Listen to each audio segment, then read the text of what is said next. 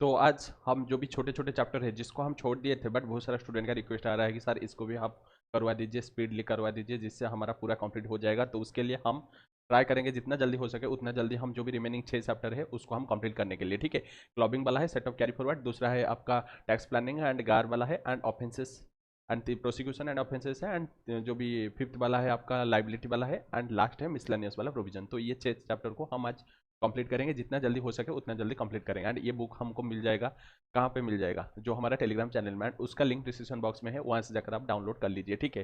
तो hello guys, I am C Satyaranjan Swami. मैं उम्मीद कर रहा हूँ कि आप लोग बहुत बढ़िया होंगे, मैं भी बहुत बढ़िया हूँ। तो चलो शुरू कर देते हैं चैप्टर नंबर 9, जो कि इंटर लेवल में इंपॉर्टेंट है, फाइनल लेवल में कभी कभी आ जाता है, ठीक है। तो क्लबिंग है, हम तो कुछ नहीं छोड़ रहे हैं, तो सब कुछ कर रहे हैं, तो इसको भी हम खत्म करेंगे, जल्दी जल्दी आपको खत्म करना है। क्वेश्चन नंबर 1 है, आप पढ़िए।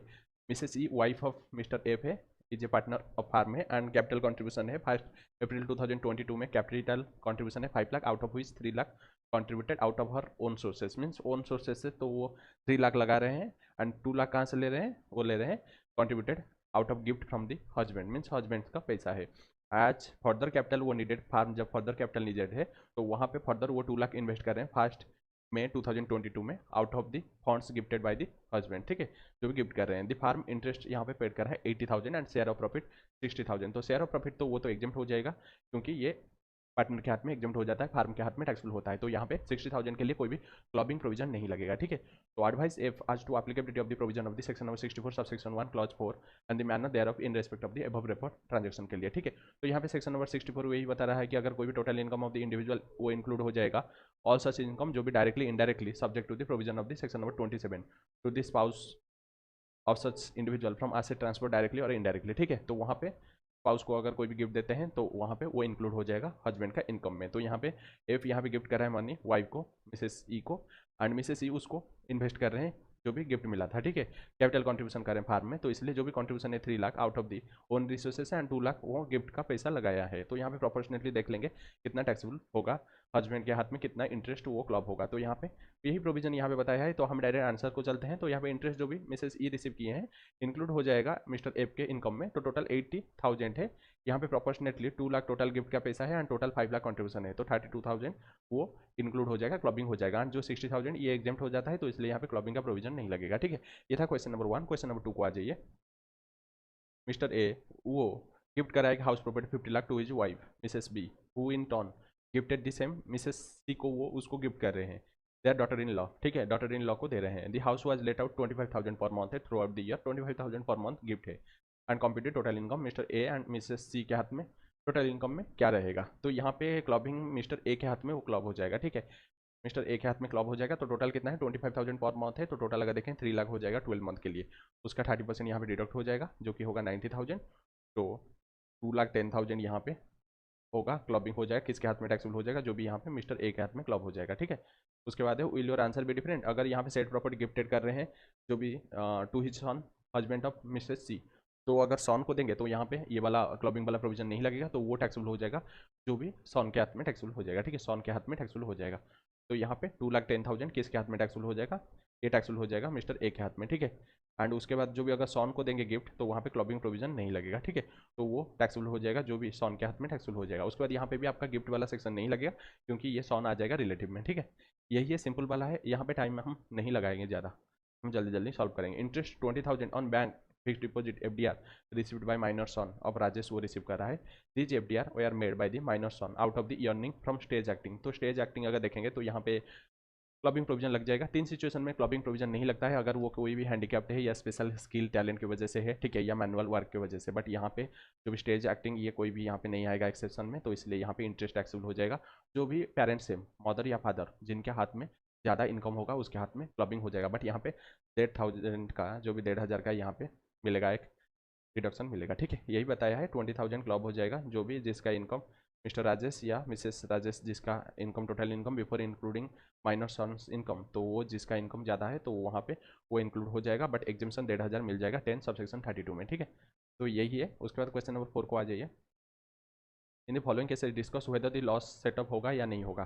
तो Shrimati Shanti carried on business with gifted fund of her husband Mahesh for the financial year 22-23। Shanti incurred कर रहा है लॉस 2 लाख विच लॉस मॉइस wants to setup from the taxable income, तो यहाँ पे वो सेटअप करना चाहता है, सेटअप कर पाएंगे, कोई दिक्कत नहीं है, क्योंकि यहाँ पे प्रॉफिट जैसे अब क्लब होता है, लॉस वैसे क्लब होता है, तो यहाँ पे देयरफॉर लॉस जो भी सस्टेन कर रहे हैं मिसेस शांति, तो वो यहाँ पे business carried forward bye fund gifted bye her husband can be set up bye her husband, ठीक है, सेटअप कर पाएंगे क्योंकि प्रॉफिट में आ जाएगा, आपका इनकम में आ जाएगा लॉस एज वेल, ठीक है। उसके बाद Shrimati Bhanu succeeded to the business of her husband Shri Bhavesh who died on 10th September 2022 में वो डाइड कर रहे हैं। She carried on business of the proprietor business carried on कर रहा है and the business of the Bhavesh up to the date of his death वहाँ पे लॉस हो रहा था। उसके बाद श्रीमती भानु अर्न कर रहे हैं profit of the business for the period ending 31 March 2023 में वो प्रॉफिट अर्न कर रहे हैं। Bhanu wants to set off the loss of her husband for the period of ending 10th September 2023 against और इनकम। मेनली ये बोल रहे हैं कि लॉस जो भी हुआ था हस्बैंड का बिजनेस से, उसके डायद होने के बाद जो भी यहाँ पे लॉस वो सेटअप कर पाएंगे क्या? ऑब्वियसली लॉस सेटअप कर पाएंगे, ठीक है। मेनली लॉस सेटअप नहीं कर पाते हैं अगर सक्सीडर, वो लॉस सेटअप नहीं कर पाता है, बट अगर सक्सीडर अगर बाय ट्रांसफर होता है बाय इनहेरिटेंस, इनहेरिटेंस की वजह से अगर ट्रांसफर होगा तो वहाँ पे सेटअप कर पाएंगे। तो यहाँ पे इनहेरिटेंस की वजह से आ रहा है the fact of the case similar to this Shrimati Bhanu was succeeded business by inheritance and यहाँ पे जो भी रेस्ट्रिक्शन नहीं लगेगा therefore she is eligible to carry forward the and set up करने के लिए जो भी husband business with her own income succession by inheritance, ये एक एक्सेप्शन है जो भी जनरली सेक्शन नंबर 78 बोल रहा है कैरी फॉरवर्ड नहीं हो पाएगा, प्रीडिसेसर का सक्सेशन नहीं कर पाएगा, बट इनहेरिटेंस के टाइम वो सेटअप कर पाएगा, ठीक है। उसके बाद है क्वेश्चन नंबर 5 है Dinesh an individual engage in the business of finance and advances 5 lakh to his HUF on interest 12% में दे रहा है, ठीक है, which in prevailing in the market rate, जो भी मार्केट रेट में 12% है, ठीक है। उसके बाद दी HUF invest the amount in its business and earn कर रहा है profit 2 lakh from this money. उसके बाद HUF उसको इन्वेस्ट कर रहा है एंड 2 लाख यहाँ पे इनकम कर रहा है। Can the assessing officer add है सम 1,40,000 जो कि 2 लाख एंड यहाँ पे इंटरेस्ट 60,000 लेस करने के बाद जो भी 1,40,000 यहाँ पे क्लब करना चाहता है, तो यहाँ पे क्लबिंग प्रोविजन नहीं लगेगा। क्लबिंग प्रोविजन अगर कोई भी यहाँ पे मेंबर अगर HUF को कोई भी फ्री में ट्रांसफर करता है इनएडिक्वेट कंसिडरेशन में दे रहा है, बट यहाँ पे वो इंटरेस्ट लगा रहे हैं जो कि प्रिवेलिंग मार्केट में रेट है उस हिसाब से इंटरेस्ट लगा रहे हैं, तो यहाँ पे कोई भी वो कुछ फ्री में नहीं दे रहा है, तो यहाँ पे क्लबिंग प्रोविजन नहीं लगेगा, ठीक है। तो यहाँ पे क्लबिंग प्रोविजन लगता है अगर इंडिविजुअल मेंबर HUF को कुछ कन्वर्ट कर रहा है property into property of the HUF या कोई भी कॉमन स्टॉक को दे रहा है विदाउट कंसिडरेशन या इनएडिक्वेट कंसिडरेशन में, बट यहाँ पे Dinesh does not transfer money to HUF, but वो लेंड दे रहा है जैसे लोन जैसा दे रहा है, ठीक है, उधार दे रहा है एंड इंटरेस्ट 12% भी लगा रहा है which is prevailing market rate में and transaction of loan presupposes और रिपेमेंट होगा and Dinesh continues to be owner of the loan, thus there is जो भी सेक्शन नंबर 64 यहाँ पे नहीं लगेगा, ठीक है। No transfer of the property from Dinesh to HUF, therefore assessing officer can not add the profits arising to HUF in the total income of the Dinesh, ठीक है, यहाँ पे नहीं हो पाएगा। उसके बाद क्वेश्चन नंबर 6 है मिस्टर तोरानी ट्रांसफर कर रहा है 2000 debenture at the rate of 100 each of wild fox limited to his wife Mrs Rekha Torani on 3 October 2021 में विदाउट कंसिडरेशन में ट्रांसफर कर रहा है। उसका कंपनी पेड कर रहा है interest 30,000 in September 2022 which was deposited by Mrs Torani with cutter finance company में, वो उसको इन्वेस्ट कर रहा है, फर्दर उसको इन्वेस्ट कर रहा है 30,000 को end cutter finance company paid कर रहा है 3,000 अप टू March 2023 तक। मीन्स जो भी उसको इंटरेस्ट मिला था जो भी 2,000 डिवेंचर के ऊपर उसको वो फर्दर 30,000 को इन्वेस्ट कर रहा है, उसको मिल रहा है 3,000। How would both interest would be charge, तो यहाँ पे बोथ इंटरेस्ट कैसे लगेगा, तो ये 30,000 जो भी है ये क्लब हो जाएगा किसके हाथ में? मिस्टर तोरानी के हाथ में, बट फर्दर जो भी इन्वेस्ट कर रहा है 3,000 जो इंटरेस्ट मिला है वो मिसेस तोरानी के हाथ में टैक्सफुल हो जाएगा, रेखा के हाथ में टैक्सफुल हो जाएगा, ठीक है। तो यहाँ पे 30,000 जो भी होगा तो ये किसके हाथ में टैक्सफुल हो जाएगा, तो ये मिस्टर तोरानी के हाथ में टैक्सफुल हो जाएगा, बट यहाँ पे 3,000 जो होगा ये टैक्सेबल होगा मिसेस रेखा तोरानी के हाथ में टैक्सफुल हो जाएगा, ठीक है। उसके बाद है क्वेश्चन नंबर 7 है, आ जाइए।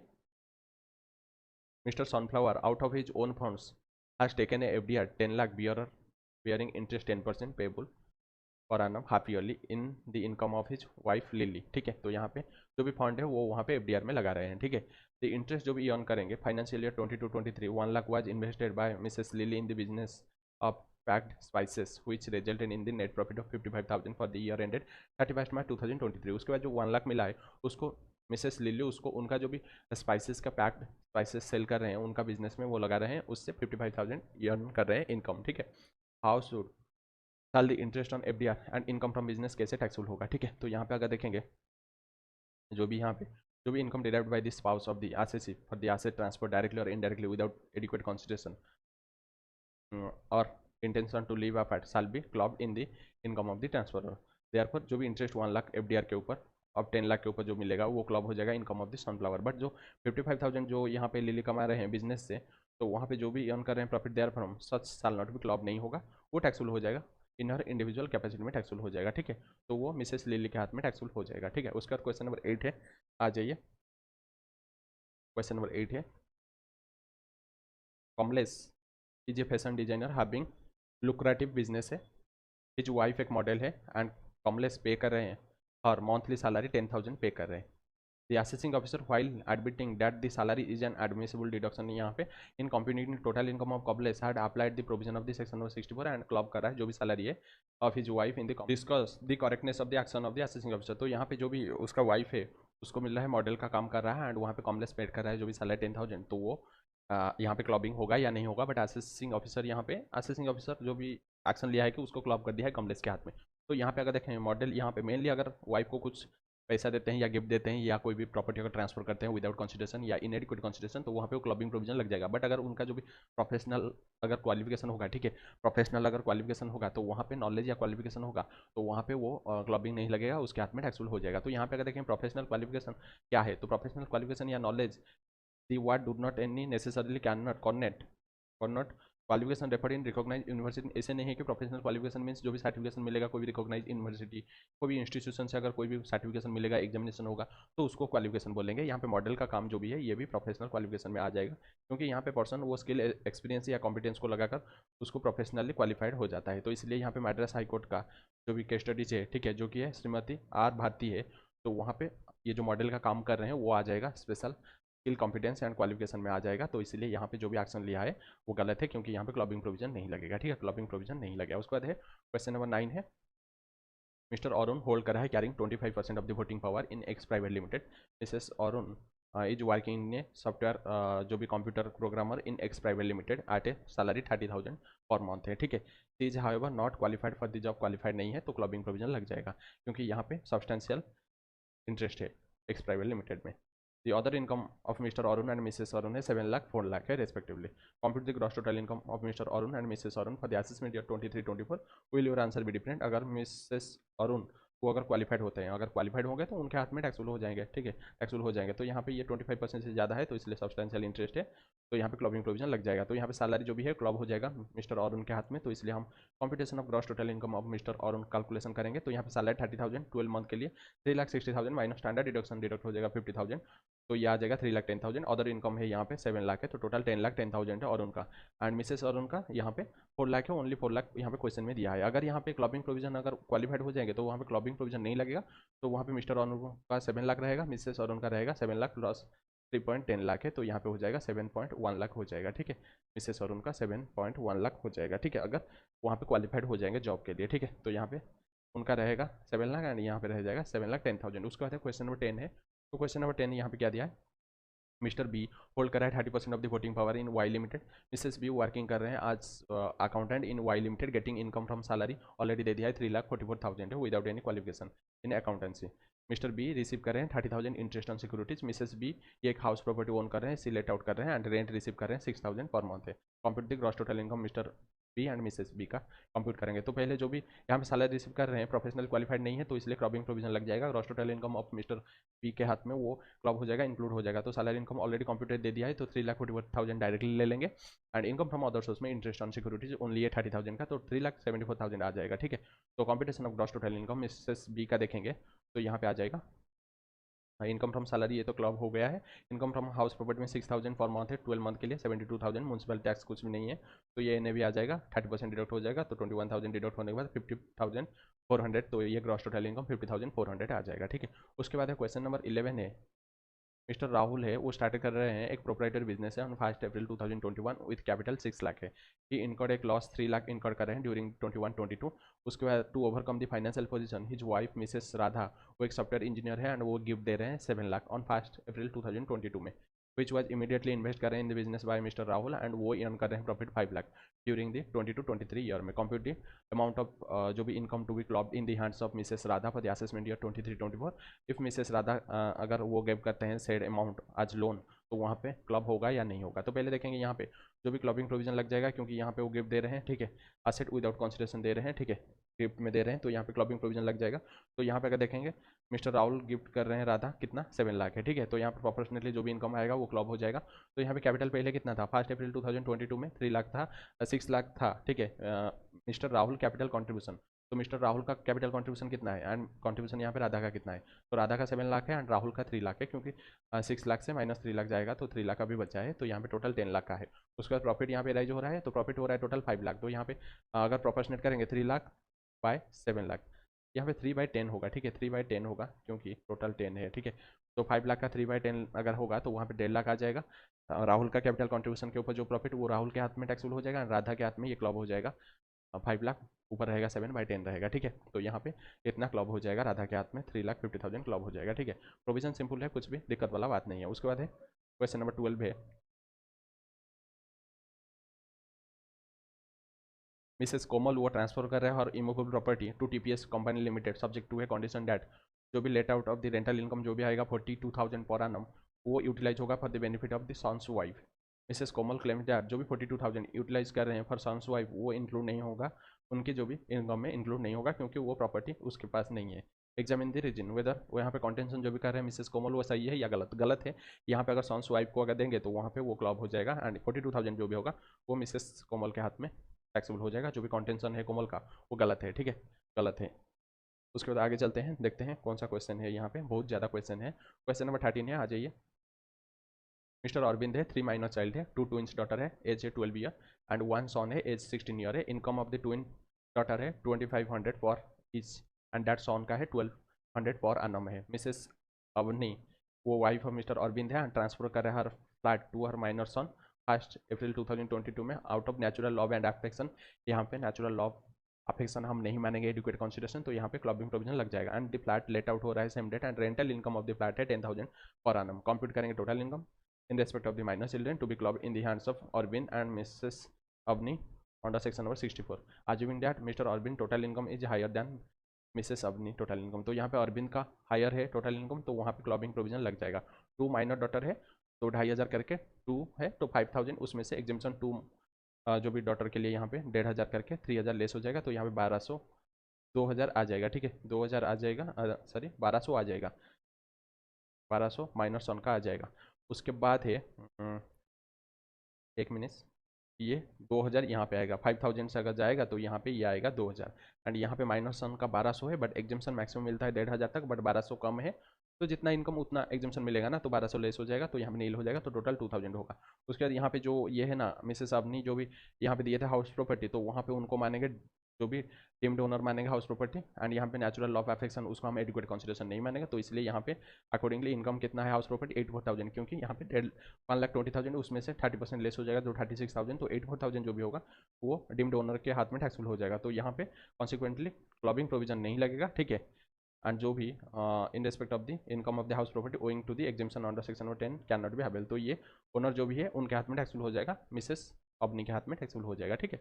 उसके बाद क्वेश्चन नंबर 14 यहाँ पे दिया है कि मिस्टर मदन गिफ्टेड एक sum 6.5 lakh to his brother's wife, ये क्रॉस ट्रांसफर का क्वेश्चन है 14 जून 2022 को। उसके बाद ऑन 12 जुलाई 2022 को हिज ब्रदर वो गिफ्टेड कर रहे हैं sum 5.2 lakh to Mr Madan wife है, ठीक है। तो यहाँ पे मैं आपको बता रहा हूँ, तो यहाँ पे मिस्टर मदन है, मिस्टर मदन है एंड यहाँ पे है ब्रदर है, ठीक है, मिस्टर मदन का ब्रदर है, तो ये जो भी ब्रदर का वाइफ को यहाँ पे गिफ्ट कर रहे हैं 6.5 लाख है, ठीक है। उसके बाद ब्रदर क्या करें, उनके जो भी वाइफ को यहाँ पे वाइफ को वो गिफ्ट कर रहे हैं एंड इनके जो भी वाइफ को वो गिफ्ट कर रहे हैं 5.2 लाख है, ठीक है। उसके बाद द गिफ्टेड अमाउंट क्या कर रहे हैं, इन्वेस्ट कर रहे हैं eight fix deposit in banks by Mrs Madan and wife of mister Madan का ब्रदर है, जो कि यहाँ पे 1 अगस्त 2022 को 9% इंटरेस्ट में वो इन्वेस्ट कर रहे हैं, तो यहाँ पे जो भी 1 अगस्त 2022 को ये दोनों का जो भी वाइफ है वो इन्वेस्ट कर रहे हैं, ठीक है, दोनों अमाउंट को। Discuss the consequences of the above under the provision of the income tax act 1961 in the hands of the mister Madan and his brother, तो यहाँ पे जो भी कॉमन अमाउंट है, तो कॉमन अमाउंट कौन सा है 5.2 लाख है, तो 5.2 लाख के ऊपर जो भी इंटरेस्ट है वो क्लब हो जाएगा किसके हाथ में, मिस्टर मदन के हाथ में क्लब हो जाएगा एंड ब्रदर के हाथ में क्लब हो जाएगा, ठीक है।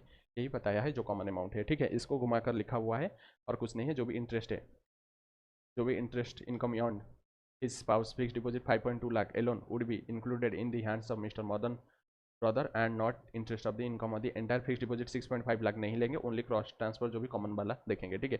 एंड यहाँ पे भी वही है, इंटरेस्ट जो भी अराइज होगा मिसेस मदन को तो वो टैक्सेबल हो जाएगा मिस्टर मदन के हाथ में, ठीक है, वही है। उसके बाद क्वेश्चन नंबर 15 है, Mr Robbie has gifted his only house property to his wife Mrs Robbie and his married daughter Mrs Divya.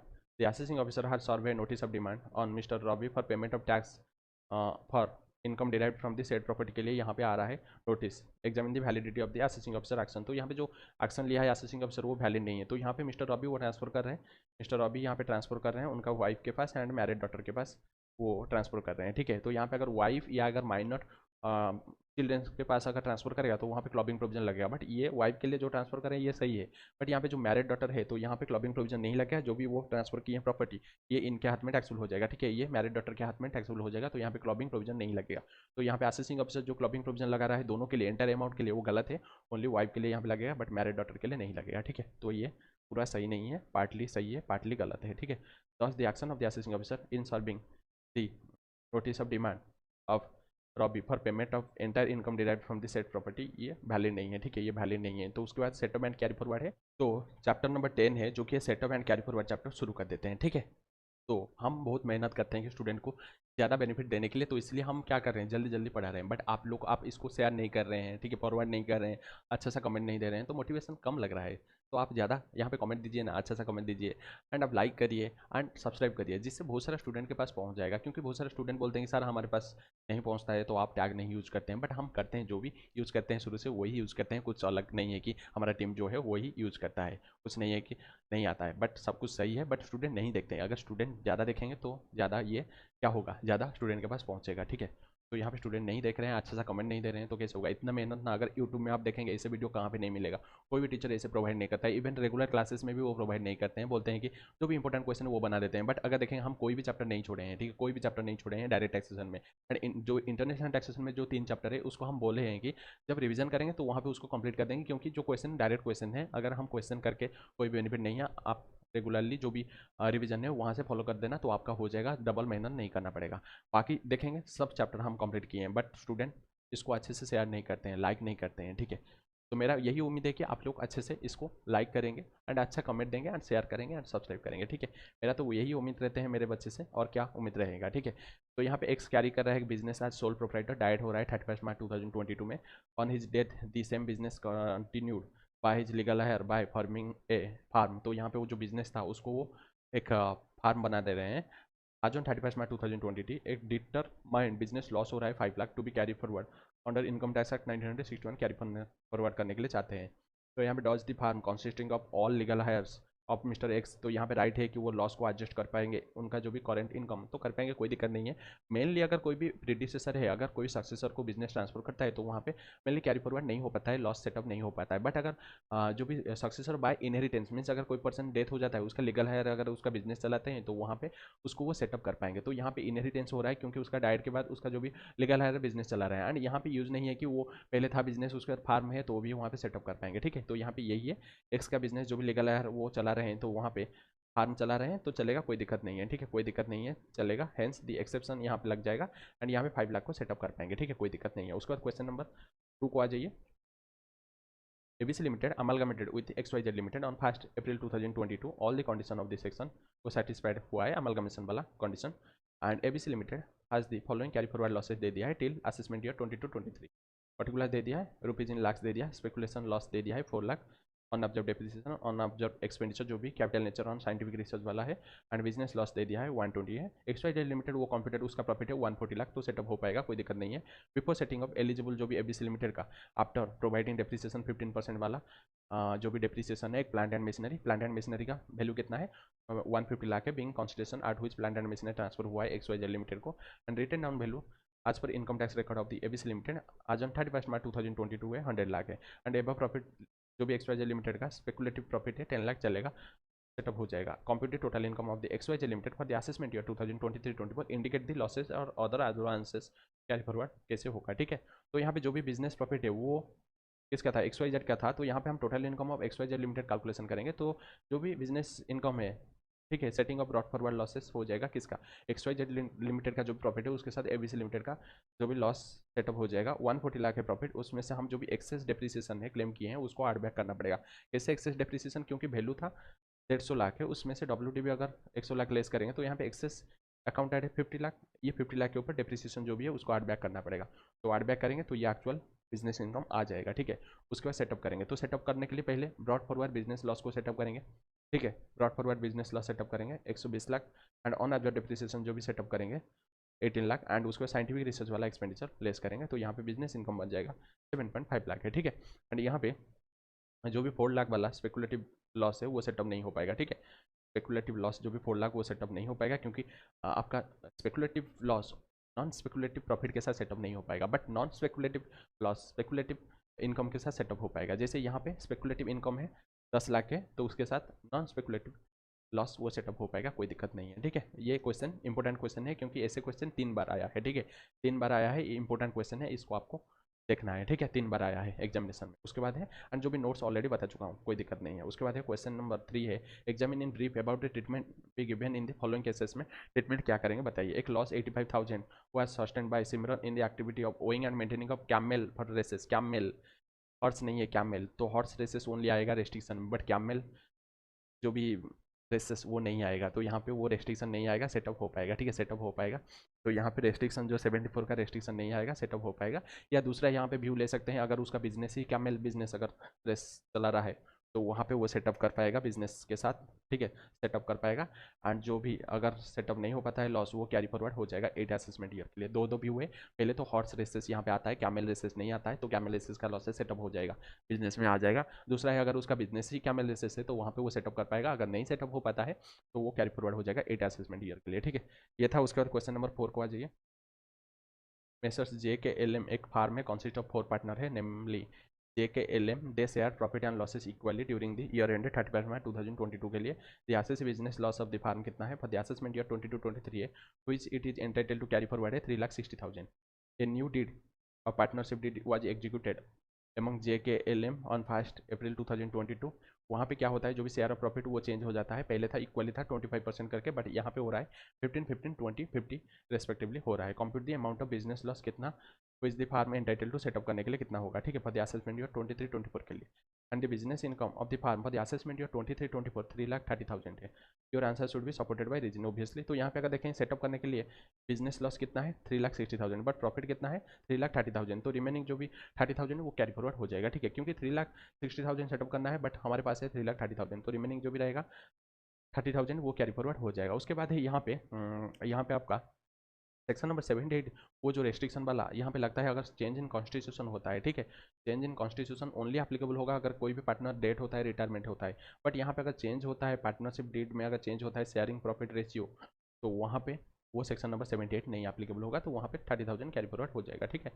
उसके बाद है क्वेश्चन नंबर 5 को आ जाइए। तो क्वेश्चन नंबर 5 क्या दिया है, तो ये वाला क्वेश्चन हम किए थे, ये जो प्रीवियस क्वेश्चन नंबर 2 वाला सेम है। ठीक है। सेम है, पूरा सेम है। ठीक है।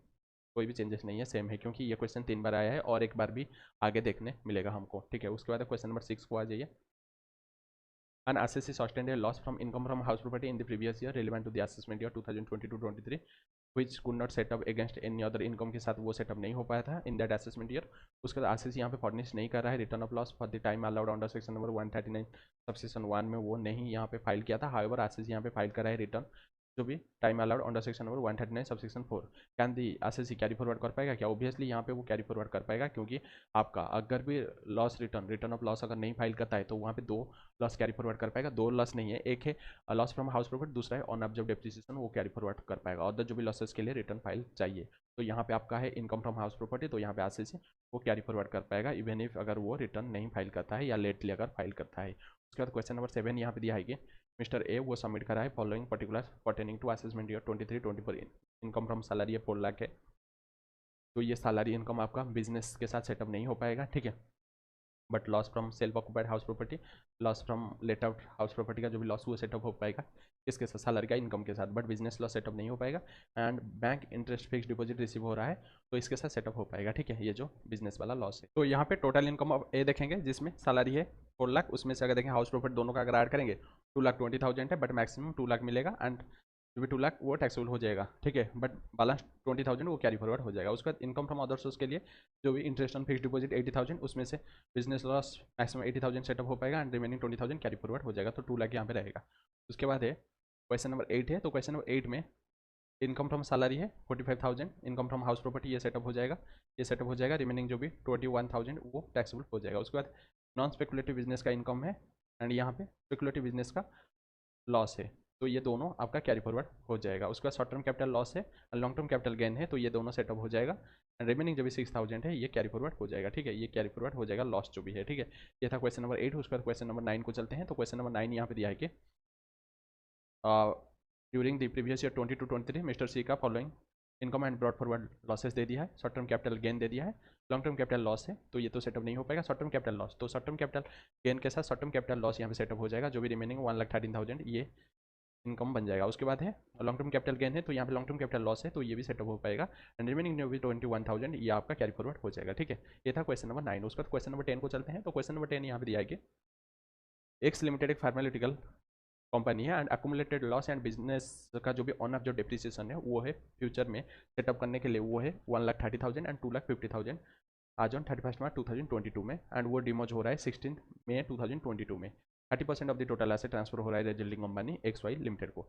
How shall the accumulated loss and unabsorbed depreciation of the demerged company dealt with in the return of the assessment year 2023-24 of the resulting company कैसे डील होगा। पहले सिचुएशन व्हेन अगर same are not directly related to the undertaking transfer, अगर directly related नहीं है, अगर directly related नहीं है तो जो भी एसेट ट्रांसफर हो रहा है 30%, तो ये 30% of the 130 lakh and 250 lakh वो ट्रांसफर हो जाएगा resulting company X Y limited के पास एंड जो रिमेनिंग 70% ये रहेगा डीमर्ज कंपनी के पास एक्स लिमिटेड के पास। अगर डायरेक्टली रिलेटेड नहीं है तो जो भी एसेट ट्रांसफर हो रहा है उसी प्रोपोर्शनेट में वो ट्रांसफर हो जाएगा, जो भी सेटअप करने के लिए ट्रांसफर हो जाएगा एंड रिमेनिंग जो भी रहेगा 70% वो रहेगा डीमर्ज कंपनी के पास। उसके बाद सेकंड क्वेश्चन पूछा है कि when the same are directly related to the undertaking transfer, अगर डायरेक्टली रिलेटेड है तो अगर डायरेक्टली रिलेटेड है तो वहाँ पे पूरा जो भी 130 लाख एंड यहाँ पे 250 लाख का लॉस पूरा ट्रांसफर हो जाएगा रेजल्टिंग कंपनी के साथ सेटअप करने के लिए, ठीक है। यही है, कुछ अलग सा नहीं है। उसके बाद क्वेश्चन नंबर 11 है, ये सिमिलर क्वेश्चन है, जो भी 3 क्वेश्चन बोला था ये लास्ट वाला क्वेश्चन है, ठीक है। ये जब हम क्वेश्चन बैंक बोला थे प्रिपेयर करने के लिए तो वहाँ पे जो भी मैं रेफर किया था ये वाला क्वेश्चन, तो वहाँ पे पता था कि 3 क्वेश्चन सिमिलर है। उसके बाद मिस्टर डी है, यहाँ पे income from activity of owning and maintaining of resources 75,000, income from textile business brought forward textile business loss है, तो ये दोनों सेटअप हो जाएगा, रिमेनिंग जो भी 35,000 वो कैरी फॉरवर्ड जो भी टैक्सेबल हो जाएगा। उसके बाद है brought forward loss from activity of owning and maintaining of resources, तो ये सेटअप हो जाएगा 96,000 का है, 75,000, तो रिमेनिंग 21,000 है, ये आपका कैरी फॉरवर्ड हो जाएगा, ठीक है। ये कैरी फॉरवर्ड हो जाएगा एंड ये टैक्सेबल हो जाएगा, ठीक है, ये टैक्सेबल हो जाएगा 35,000। उसके बाद है क्वेश्चन नंबर 13 है, यहाँ पे mister E furnishes the following details for the assessment year 23-24, income from salary, income from speculation business, loss from non speculation business, तो ये सेटअप हो जाएगा क्योंकि स्पेकुलेशन बिजनेस का इनकम से था, loss from non speculation business setup हो जाएगा, but loss from speculation business वो सेटअप नहीं हो पाएगा income from non speculation business, तो यहाँ पे ये सेटअप होने के बाद जो भी 20,000 ये बन जाएगा इनकम, ठीक है। उसके बाद शॉर्ट टर्म कैपिटल गेन है, ये भी इनकम बन जाएगा, लॉन्ग टर्म कैपिटल लॉस ये कैरी फॉरवर्ड हो जाएगा, विनिंग फ्रॉम लॉटरी ये इनकम बन जाएगा, ठीक है, ये कैरी फॉरवर्ड हो जाएगा सेटअप, ये तो इनकम बन जाएगा बट ये सेटअप नहीं हो पाएगा, कैरी फॉरवर्ड हो जाएगा एंड ये इनकम बन जाएगा, ठीक है, तो यही है। उसके बाद क्वेश्चन नंबर 14 को आ जाइए, तो क्वेश्चन नंबर 14 कंप्यूट करेंगे gross total income of mister F for the assessment year 23-24 के लिए हम कंप्यूट करेंगे, तो income from house property computed दे दिया है 1,25,000, इनकम फ्रॉम बिजनेस है after providing depreciation 1,35,000, short term capital gain, long term capital loss, तो ये सेटअप नहीं हो पाएगा, इनकम फ्रॉम टी बिजनेस, तो टी बिजनेस में 40% ओनली टैक्सेबल होगा, रिमेनिंग 60% ये क्या होगा, ये आपका एग्जम्प्ट हो जाएगा एग्रीकल्चरल इनकम, तो यहाँ 48,000 ये ओनली इनकम बनेगा एंड डिविडेंड ये income from other source, current year depreciation है ये सेटअप हो जाएगा, मीन्स लेस हो जाएगा, ये 1,35,000 से and brought forward business loss ये भी सेटअप हो जाएगा, ये जो अमाउंट ये भी 1,35,000 से सेटअप हो जाएगा, ये दोनों सेटअप होने के बाद जो भी रहेगा उसके साथ ये ऐड हो जाएगा 48,000 उसके साथ ऐड हो जाएगा, ठीक है। उसके बाद है क्वेश्चन नंबर 15 को चलते हैं, एक प्राइवेट लिमिटेड कंपनी है not being an eligible startup नहीं है under section 80 IAC has share capital in the form of equity share capital है and share held up till 31 March 2021 by 4 members Akash Bala Chris Dinesh equally वो hold करा है 25% करके। The company made the loss and profit for the first 3 assessment year का दे दिया है। Assessment year 1920, 2021, 21-22 business loss ये पहले 2 ईयर के लिए नील है, यानी 10 लाख है।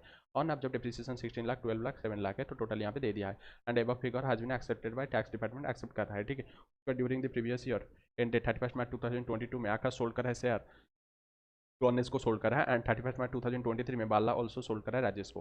Profit for the 2 years they दिया है। 31 मार्च 2022 के लिए 20 lakh, before charging depreciation 8 lakh है। एंड 31 मार्च 2023 के लिए 50 lakh, before charging depreciation 10 lakh. Computed taxable income 23-24 assessment year के लिए। तो यहाँ पे अगर देखेंगे, ये जो पहला ईयर में अगर देखेंगे 31 मार्च 2021 में 25%, 25%, 25% ये चारों का था, आकाश, बाला, क्रिस, दिनेश। उसके बाद आकाश सेल कर देता है गणेश को, तो यहाँ पे आकाश को कुछ नहीं है। And Bala, Chris and Dinesh का वही 25% था, एंड गणेश का भी आ गया है 25%। उसके बाद 31 मार्च 2023 में ऑल्सो यहाँ पे बाला सोल्ड कर रहा है, तो यहाँ बाला का कुछ नहीं रहेगा, तो क्रिस एंड दिनेश सिमिलर है। एंड यहाँ पे गणेश का तो पहले था, एंड राजेश का यहाँ पे 25% आ जाएगा। तो यहाँ पे मैं अगर कोई भी closely held company other than जो भी ATI का स्टार्टअप को छोड़कर, तो यहाँ पे अगर लॉस होता है तो वो कैरी फॉरवर्ड कर पाएंगे। कब कर पाएंगे? अगर जिस ईयर में लॉस हुआ था उस ईयर का जो भी पार्टनर थे 51% से ज़्यादा, मिनिमम 51%, तो उतना परसेंटेज का जो भी पार्टनर वो होल्ड रखना चाहिए जब सेटअप करना चाहते हैं। तो जिस ईयर में लॉस हुआ है एंड जिस ईयर में सेटअप करना चाहते हैं, तो उस ईयर में दोनों जो भी होल्ड कर रहे हैं शेयर, वो 51% से ज़्यादा अगर होल्ड कर रहे हैं, तो वो प्रीवियस में जो थे आफ्टर जो भी सेटअप जहाँ पे करना चाहते हैं, तो वहाँ पे भी सेम रहना चाहिए। तो सेटअप करना चाहते हैं ये तीनों ईयर का अगर देखें, ये आपका सेटअप करने के लिए 31 मार्च 2022 एंड 31 मार्च 2023 के लिए है हमारे पास। बट यहाँ पे 3 साल का दे दिया है, यहाँ पे सेटअप करने के लिए 3 साल का दे दिया है। तो हम ये ईयर में अगर देखें, यहाँ पे तो प्रीवियस जो भी थे चारों 100% यहाँ पे भी है, तो यहाँ पे तो नो डाउटली ये सेटअप हो जाएगा। एंड यहाँ पे अगर देखेंगे प्रीवियसली जो थे, प्रीवियसली ये चारों थे, अभी ये तीनों है, तो ये तीनों मीन 75% जो भी आपका 51% से ज़्यादा है। बट अगर 23 में जाएंगे तो वहाँ पे नहीं है। बट अगर देखें यहाँ पे अगर उसको अलाउ हो जाता है तो नेक्स्ट ईयर में अलाउ हो जाएगा, इनडायरेक्टली यहाँ पे भी अलाउ हो जाएगा। बट हमको देखना पड़ेगा ये दोनों ईयर में कहाँ पे भी अगर वो होल्ड करें 51% से ज़्यादा, तो यहाँ पे तो ये दोनों ईयर में ही 51% से ज़्यादा होल्ड करें तो यहाँ पे सेटअप हो पाएगा। तो हम पहले 2, ठीक है, 22 ईयर के लिए, 2022 ईयर के लिए सेटअप करेंगे। तो टोटल हमारे पास कितना है यहाँ पे 20 लाख, 20 लाख से 8 लाख अगर सेटअप कर देंगे तो 12 लाख रहेगा। तो 12 लाख हम पहले किसके लिए सेटअप करेंगे? जो भी ब्रॉड फॉरवर्ड लॉस के लिए सेटअप करेंगे। तो 12 लाख से हम ब्रॉड फॉरवर्ड लॉस कितना है यहाँ पे 10 लाख है, ठीक है, 10 लाख है। तो 12 लाख से हम यहाँ पे 10 लाख लेस कर देंगे ब्रॉड फॉरवर्ड लॉस, बाकी कुछ भी ब्रॉड फॉरवर्ड लॉस नहीं है। तो हम जाएंगे पुराना वाला जो भी ऑन ऑब्जर्व डिप्रिसिएशन, तो इसमें से हम 2 लाख सेटअप कर देंगे। तो 2 लाख अगर सेटअप कर देंगे तो यहाँ पे नील हो जाएगा, एंड यहाँ पे बचा है 14 लाख। एंड यहाँ पे अगर देखें 12 लाख, एंड यहाँ पे 7 लाख, 12 लाख एंड 7 लाख बचा है, ठीक है। तो हम पहले ये 31 मार्च 2022 के लिए सेटअप कर दिए हैं। उसके बाद 31 मार्च 2023 के लिए देखेंगे तो टोटल 50 लाख था, 50 लाख से अगर 10 लाख जाएगा तो यहाँ पे 40 लाख है। तो 40 लाख से हम यहाँ पे सेटअप करेंगे जो भी बचा है। तो 40 लाख से अगर देखें यहाँ पे 14 लाख है, 40 लाख से यहाँ पे 14 लाख है, एंड 12 लाख है, एंड 7 लाख है। तो ये अगर देखें टोटल ये 33 तो जाएगा, तो 7 लाख बचा है, ठीक है। तो 7 लाख यहाँ पे इनकम बचेगा 31 मार्च 2023 के लिए, ठीक है। तो 22 के लिए अगर देखेंगे तो यहाँ पे 20 लाख से 8 लाख जाएगा डेप्रिसिएशन, ये 12 लाख बचेगा, उसमें से brought forward loss 10 lakh and 2 lakh जाएगा ऑन ऑब्जर्व डेप्रिसिएशन, तो नील रहेगा। उसके बाद 50 लाख से 10 लाख जाएगा डेप्रिसिएशन करेंट ईयर का, तो 40 लाख रहेगा, उसमें से 14 लाख, 12 लाख, 7 लाख जाएगा, तो यहाँ पे 7 लाख बचेगा, ठीक है। तो ये था आपका जो भी सेटअप एंड कैरी फॉरवर्ड वाला चैप्टर है, ठीक है, सेटअप एंड कैरी फॉरवर्ड वाला चैप्टर है। उसके चलो चलते हैं जो भी आपका रहेगा टैक्स प्लानिंग एंड गार वाला चैप्टर, ठीक है, उसमें भी क्वेश्चन है, उस चैप्टर को चलो चलते हैं। तो चलो चैप्टर नंबर 14 जो कि है टैक्स प्लानिंग, विभाजन एंड अवॉइडेंस है, एंड इसमें गार भी इंक्लूड हो जाएगा, ठीक है, गार का क्वेश्चन भी इंक्लूड हो जाएगा। क्वेश्चन नंबर 1 आप पढ़िए मेरे साथ। State with reason whether the following act can be considered as tax planning या टैक्स मैनेजमेंट एंड टैक्स विभाजन। बताना पड़ेगा क्या है ये फॉलोइंग एक्टिविटीज। पहला है an individual assessee deposit sum 10,000 in Sukanya Samriddhi account of his daughter so that total income reduce by 5,05,000 से 4,95,000 रिड्यूस हो जाएगा, which entitles him to rebate मिल जाएगा 87A में, and consequently tax liability nil हो जाएगा। ऑब्वियसली ये टैक्स प्लानिंग है क्योंकि वो प्लान कर रहा है कि रिड्यूस करने के लिए tax liability, means tax liability नहीं होगा अगर वो वहाँ पे 10,000 अगर इन्वेस्टमेंट कर देते हैं। उसके बाद एक कंपनी वो ऑब्टेन कर रहा है डिक्लेरेशन इन फॉर्म नंबर 60 है from customers who are required to provide their PAN but same is not allotted to them, means यहाँ पे टैक्स मैनेजमेंट कर रहा है जो कि कॉम्प्लायंस है, करना पड़ेगा, एंड ये मान रहा है, तो ये टैक्स मैनेजमेंट में आ जाएगा, ठीक है। एंड ये जो थ्योरी है हमारा बुक्स में अच्छे से हम पूरा डिफरेंशिएट करके टैक्स विभाजन क्या है, टैक्स मैनेजमेंट क्या है, टैक्स प्लानिंग क्या है, टैक्स अवॉइडेंस क्या है, पूरा अच्छे से हम वहाँ पे समझाए हैं जो भी बुक्स में है। एंड हम सोच रहे हैं कि आगे आपका इसका रिवीजन करने के लिए। उसके बाद एक पार्टनरशिप फार्म है वो पेमेंट कर रहा है 35,000 for payment of refrigerator which is install at the residence of one of the partner, however the same is shown being installed in the office of the firm for claiming depreciation। Means यहाँ पे वो partner का घर में वहाँ पे refrigerator लगा रहा है, बट बोल रहा है कि वो जो भी फार्म में लगा रहा है ऑफिस पर्पज़ के लिए, तो ये तो गलत है, तो टैक्स इवाजन कर रहा है, मेनली टैक्स नहीं देना चाहता है, तो टैक्स चोरी कर रहा है। उसके बाद एक कंपनी है पे कर रहा है 4 lakh to Mrs D, wife of director Mr D, who although being a qualified professional but he is a housewife। The purpose is to increase the total income of Mrs. D up to 5 lakh and claim expenditure in the books of the company without provision of any professional services by Mrs. D of the company। तो यहाँ पे mainly वो कुछ काम नहीं कर रहे हैं, बट उनको दे रहे हैं, कंपनी 4 लाख का दे रहा है, ठीक है। प्रोफेशनल क्वालिफाइड प्रोफेशनल है, बट वो हाउस वाइफ है, कुछ कंपनी के लिए कुछ भी नहीं कर रहे हैं, ठीक है। उनको दे रहे हैं क्योंकि उनका इनकम बढ़ाने के लिए, ठीक है, जैसे वो एक्सपेंडिचर क्लेम कर पाएंगे। 5 लाख तक तो ऐसे टैक्स नहीं लगता है, तो इसलिए ये टैक्स इवाजन है, टैक्स चोरी कर रहे हैं, ठीक है, टैक्स इवाजन है।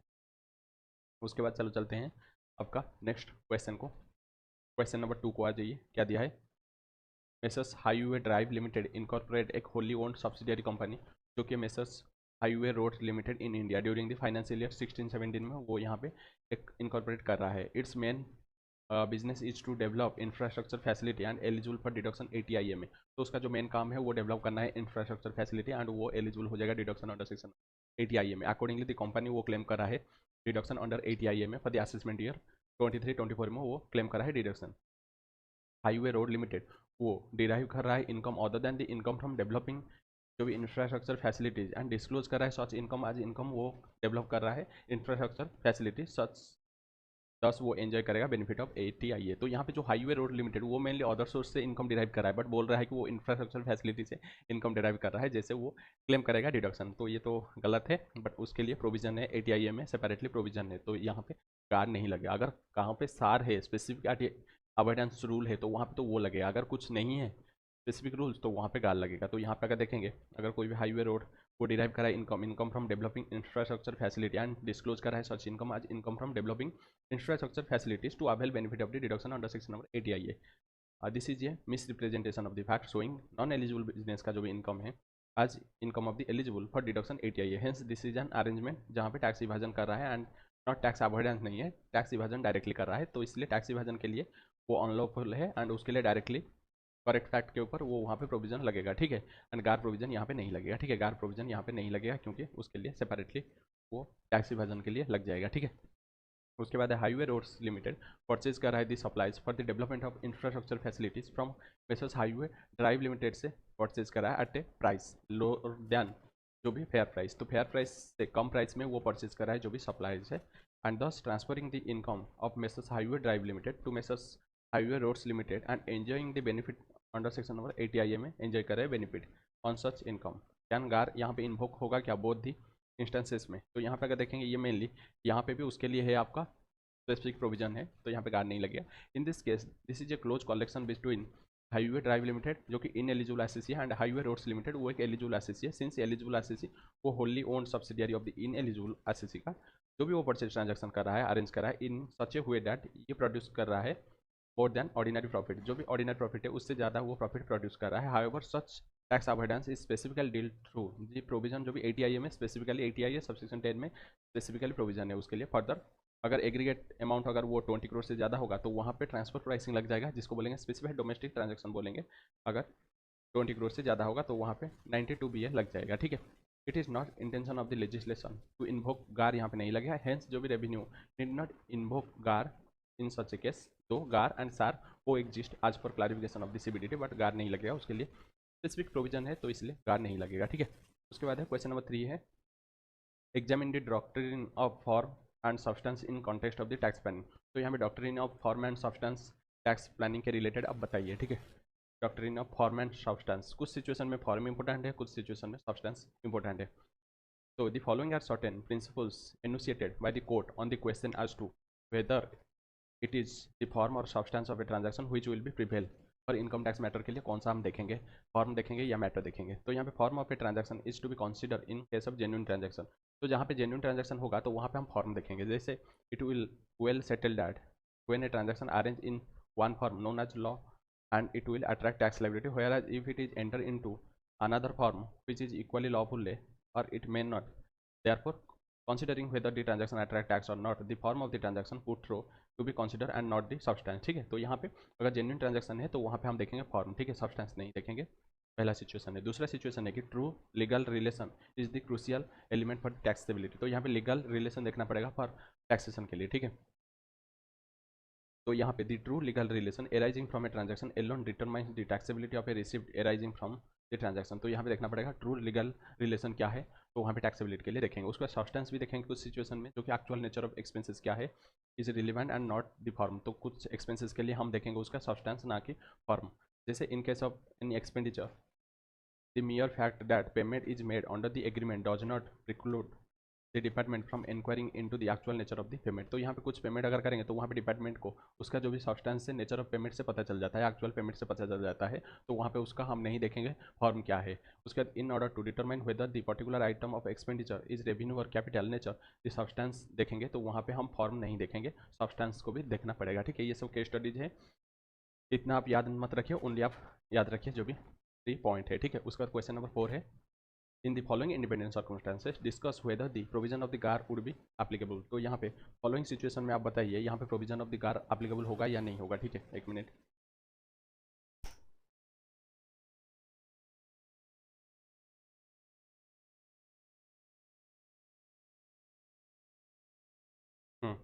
तो यहाँ पे मिलो लिमिटेड एक इंडियन कंपनी है एंड वो लॉस कर रहा है पास्ट सेवरल ईयर से। Dhillon limited another Indian company है हैविंग ह्यूज प्रॉफिट, वो अक्वायर कर रहा है मिलो लिमिटेड को। तो यहाँ पे देखेंगे कि कार एप्लीकेबल होगा या नहीं होगा देखना पड़ेगा, ठीक है।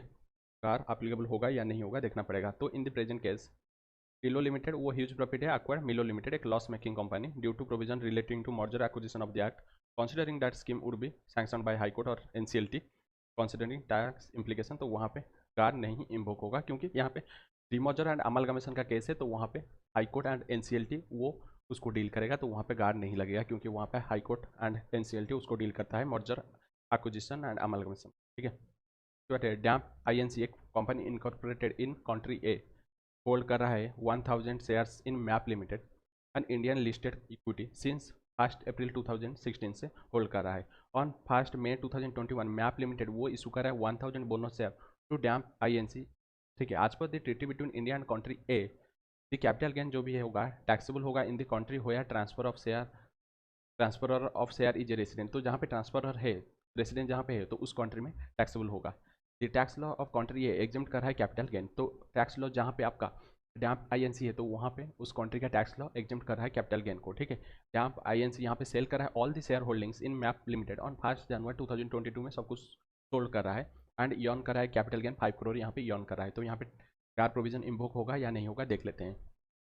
इन case of investment made prior to 1 April 2017 तो वहाँ पे तो गार प्रोविजन नहीं आया था, तो वहाँ पे एराइजिंग जो भी transfer would not be subjected to GAAR क्योंकि आपका गार प्रोविजन वहाँ पे नहीं था। तो यहाँ पे income from transfer of shares acquired on 1 April 2016 by Damp INC would not attract GAAR if the original share जो भी एक्वायर कर रहा है before 1 April 2017 but bonus share issue हो रहा है आफ्टर दैट डेट, तो वहाँ पे कार प्रोविजन नहीं अट्रैक्ट होगा। तो वहाँ पे हमको देखना पड़ेगा ओरिजिनल शेयर कब इशू हुआ था। तो ओरिजिनल शेयर यहाँ पे 1 अप्रैल 2017 से पहले इशू हुआ था, तो इसलिए यहाँ पे कार प्रोविजन नहीं लगेगा। बट बोनस शेयर बाद में मिल रहा है उससे कोई मतलब नहीं है क्योंकि बोनस शेयर का जो भी हम देखेंगे कॉलर एंड सब कुछ नेचर देखेंगे जो ओरिजिनल शेयर का है, तो इसलिए ओरिजिनल शेयर के ऊपर नहीं लग रहा है कार प्रोविजन, ठीक है। उसके बाद है A limited and Indian company incorporate कर रहा है एक wholly owned subsidiary company B, ठीक है, इन कंट्री बी में which is a low tax jurisdiction which equity share capital 1 crore है। Out of the equity capital company B gives to loan C limited and Indian company at the rate of 5%। तो directly तो ए company C limited को दे सकता है ना, ए limited B limited के साथ एग्रीमेंट करता है, उसके बाद बी लिमिटेड सी लिमिटेड को लोन दे रहा है, घुमा रहा है। There is no other activity in country B में, जो कंपनी बी का कोई भी यहाँ पे एक्टिविटी नहीं है। मेनली एक टॉमी कंपनी वो जैसे बी कंपनी का कोई भी अदर ट्रांजैक्शन नहीं है, ये मेनली राउंड ट्रैपिंग कर रहा है, ठीक है, राउंड ट्रैपिंग कर रहा है। तो यहाँ पे अन इम्परमिसिबल अवेडेंस एग्रीमेंट है, मीन्स एक अरेंजमेंट जहाँ पे मेन पर्पज ऑफ वन और मेन पर्पज ऑफ हुई टू ऑब्टेन टैक्स बेनिफिट उठाना है अगर एग्रीमेंट कर रहा है एंड वो लैक कर रहा है कमर्शियल सब्सटेंस, मीन्स कोई भी अदर काम नहीं है commercially, is deem to be lack of commercial substance and arrangement is deem to be lack of commercial substance if it involves round tripping of fund. अगर round tripping होगा तो वहाँ पे भी हम मानेंगे कि ये lack of commercial substance and वहाँ पे इम्पॉसिबल अवॉइडेंस एग्रीमेंट उसको बोलेंगे, ठीक है। In this case the arrangement of routing money through wholly owned subsidiary company be in country B है एंड एक लो टैक्स जुडिडिक्शन है to one Indian company C limited involves round tripping of funds है even though funds emanating from country A not trans back to A limited means A limited से आता है but A limited को नहीं जा रहा है, बट उसका जो मेन पर्पज है कि वो पैसा को घुमा रहा है, तो इसलिए यहाँ पे उसको मानेंगे गार प्रोविजन तो लगेगा। बट यहाँ पे भी डायरेक्टली वो क्या कर सकता है, डायरेक्टली एडवांस दे सकता है सी लिमिटेड को, A limited directly C limited को दे सकता है advance. An Indian company in हुई the interest income would be chargeable to tax in the hands of A limited, therefore जो भी एग्रीमेंट है उसको मानेंगे lack of commercial substance as it involves round tripping of funds है, also the main purpose of the company to obtain tax benefit and there is no other activity of company B है। But यहाँ पे गार provision लगने के लिए 3 करोड़ से ज़्यादा होना चाहिए ट्रांजैक्शन वैल्यू, ठीक है। तो यहाँ पे अगर देखेंगे आपका जो भी वैल्यू कितना है यहाँ पे, तो यहाँ पे अगर देखें 1 करोड़ है 5%, तो 1 करोड़ है जो कि 3 करोड़ से कम है, तो यहाँ पे गार प्रोविजन नहीं लगेगा, ठीक है। गार प्रोविजन नहीं लगेगा, इन्वोक नहीं होगा, ठीक है। उसके बाद चलो चलते हैं फोर्थ पार्ट को। D limited an Indian company set off a unit in SEZ in financial year 18-19 for manufacturing of chemicals and ये क्लेम करा है 100% deduction of profit of 100 crore earned from that unit in financial year 21 and 22 under section number 10AA of the act. तो यहाँ पे तो हम car provision नहीं लगाएंगे क्योंकि वो यहाँ पे मेनली सेटअप कर रहा है एसीजेड में for claiming 100% deduction under section number 10AA and benefit उठाना चाहता है। However setting of ACZ is for the purpose of taking benefit of physical incentive offered for promoting ACZ के लिए इन सच ए केस गार प्रोविजन नॉट एप्लीकेबल, ठीक है। गार provision applicable नहीं होगा। उसके बाद क्वेश्चन नंबर 5 को चलते हैं। I private limited is an domestic company in India है and D private limited is a company incorporated in country X है and it is a non resident in India. कौन सा कंपनी है, country X में जो भी D limited है, and D limited वो फॉर्म कर है जेड लिमिटेड एक 100% सब्सिडियरी इन कंट्री वाई, ठीक है। तो ये क्वेश्चन को आपको ऐसे लिखना पड़ेगा। तो यहाँ पे आई प्राइवेट लिमिटेड है वो इंडिया का है, ठीक है, इंडिया का है, तो वो क्या कर रहा है, और दूसरा है डी प्राइवेट लिमिटेड वो है एक नॉन रेसिडेंट कंट्री एक्स का है। उसके बाद डी लिमिटेड वो क्या कर रहा है, एक जेड लिमिटेड सब्सिडियरी यहाँ पे कॉन्स्टिट्यूट कर रहा है। जेड प्राइवेट लिमिटेड वो एक कंपनी यहाँ पे कॉन्स्टिट्यूट कर रहा है कंट्री वाई में, ठीक है, कंट्री वाई में इनकॉर्पोरेट कर रहा है। उसके बाद Z private limited and I private limited वो फॉर्म कर रहा है एक जॉइंट वेंचर कंपनी जो कि R private limited in India on 10 April 2022। तो यहाँ पे जो भी I private limited and Z private limited, ठीक है, ये दोनों I private limited and Z private limited, तो यहाँ पे एक कंपनी कॉन्स्टिट्यूट कर रहे हैं जो कि जॉइंट वेंचर है आर प्राइवेट लिमिटेड जो कि इंडिया में है, ठीक है, इंडिया में है, वो कॉन्स्टिट्यूट कर रहे हैं जॉइंट वेंचर है, ये जॉइंट वेंचर है, ठीक है, जे भी है। उसके बाद है there is no other activity of Z limited, Z limited का कोई भी अदर एक्टिविटी नहीं है, ओनली जॉइंट वेंचर का काम कर रहा है and 49% of R private limited में वो इक्विटी अलॉटेड कर रहे हैं जेड को। तो यहाँ पे जेड लिमिटेड का 49%, सॉरी आर प्राइवेट लिमिटेड का 49% जेड के पास है एंड 51% किसके पास है, allotted to I private limited. तो 51% यहाँ पे है, ठीक है, आई प्राइवेट लिमिटेड के पास 51% है। उसके बाद है Z private limited is also designated as a permitted transferee of D private limited. तो यहाँ पे ये परमिटेड ट्रांसफरी है डी प्राइवेट लिमिटेड का, कौन, Z private limited. Permitted transferee means that the shares of R limited are held by Z limited, all the rights of voting management and right to sell are vested in D limited. तो यहाँ पे ये जो 49% hold किया है permitted transferee means यहाँ पे all the जो 49% किसके पास है, जेड प्राइवेट लिमिटेड के पास है, बट यहाँ पे डी के पास ऑल राइट्स है कि वो ट्रांसफर कर सकता है एंड राइट टू सेल कर सकता है, वोटिंग मैनेजमेंट सब कुछ डी के पास भी रहेगा। उसके बाद ऑन 28 फरवरी 2023 जो भी shares of R private limited held by Z private limited वो सोल्ड करा है सी प्राइवेट लिमिटेड एक company connected to the I private limited group में। तो इसके बाद ये जो 49% था वो उसको सोल्ड कर रहा है किसके पास, वो एक सी प्राइवेट लिमिटेड के पास वो सोल्ड कर रहा है जो कि किसके साथ कनेक्टेड है, तो ये कनेक्टेड है आपका आई प्राइवेट लिमिटेड के साथ, ये कनेक्टेड है, ठीक है, उसका ग्रुप में ये आ जाता है, ठीक है, ये सोल्ड कर देता है, जो भी होल्डिंग है 49% वो सोल्ड कर रहा है, ठीक है। उसके बाद है the India and country Y tax treaty provides for non taxation of capital gain in the source country and country Y charges no capital gain tax in its domestic law. तो यहाँ पे कंट्री वाई एंड इंडिया के साथ, तो country Y ये है Z वाला and India के साथ टैक्स ट्रीटी है कि ये कैपिटल गेन टैक्स नहीं लगेगा। तो यहाँ पे ये जो सोल्ड करा है इसके ऊपर कोई भी डोमेस्टिक लॉ के हिसाब से कोई भी कैपिटल गेन नहीं लग रहा है, तो ये तो गलत है। तो as per the tax treaty with country Y capital gain जो भी राइज होगा जेड प्राइवेट लिमिटेड को are not taxable in India.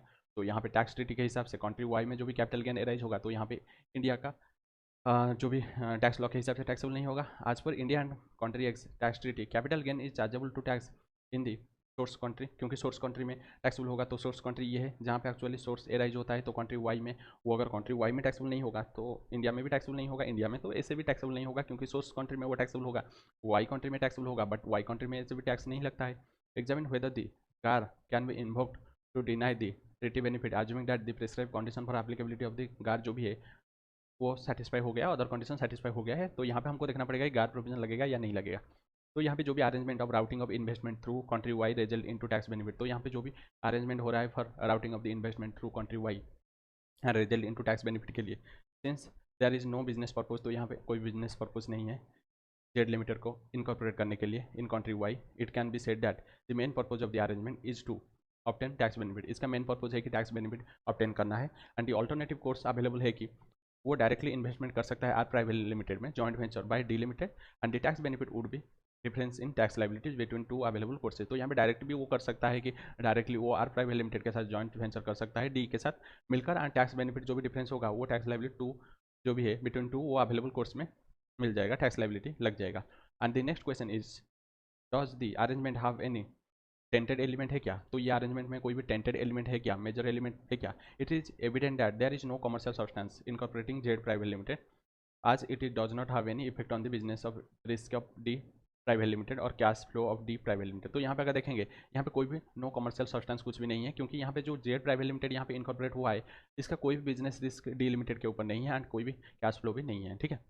आज to in condition of the main purpose being tax benefit and existence of a tainted element satisfied, तो दोनों condition satisfy हो गया है, तो इसलिए गार प्रोविजन यहाँ पे इन्वोक हो जाएगा, ठीक है। Additionally as all the rights of the share holder of the R limited are being exercise by D limited instead of Z limited, it is against shows that Z limited lacks commercial substance. Another point of view भी हम देख सकते हैं, क्योंकि यहाँ पे कोई भी पावर जो भी है सेल करने का पावर है, राइट है, वोटिंग का जो भी राइट्स है, सब कुछ किसके पास है, डी प्राइवेट लिमिटेड के पास है, ठीक है, तो इसलिए जेड प्राइवेट लिमिटेड के पास कुछ भी नहीं है, तो यहाँ पे कोई भी कमर्शियल सब्सटेंस नहीं है, तो इसलिए गार प्रोविजन लग जाएगा, ठीक है, गार प्रोविजन लग जाएगा। क्लियरली दो दो यहाँ पे पॉइंट से लग सकता है। उसके बाद ये जो ऊपर वाला क्वेश्चन यहाँ पे ये वाला क्वेश्चन सेम है, 5 के साथ 6 सेम है, कोई भी डिफरेंट नहीं है। उसके बाद क्वेश्चन नंबर 7 को आ जाइए, क्वेश्चन नंबर 7 को आ जाइए।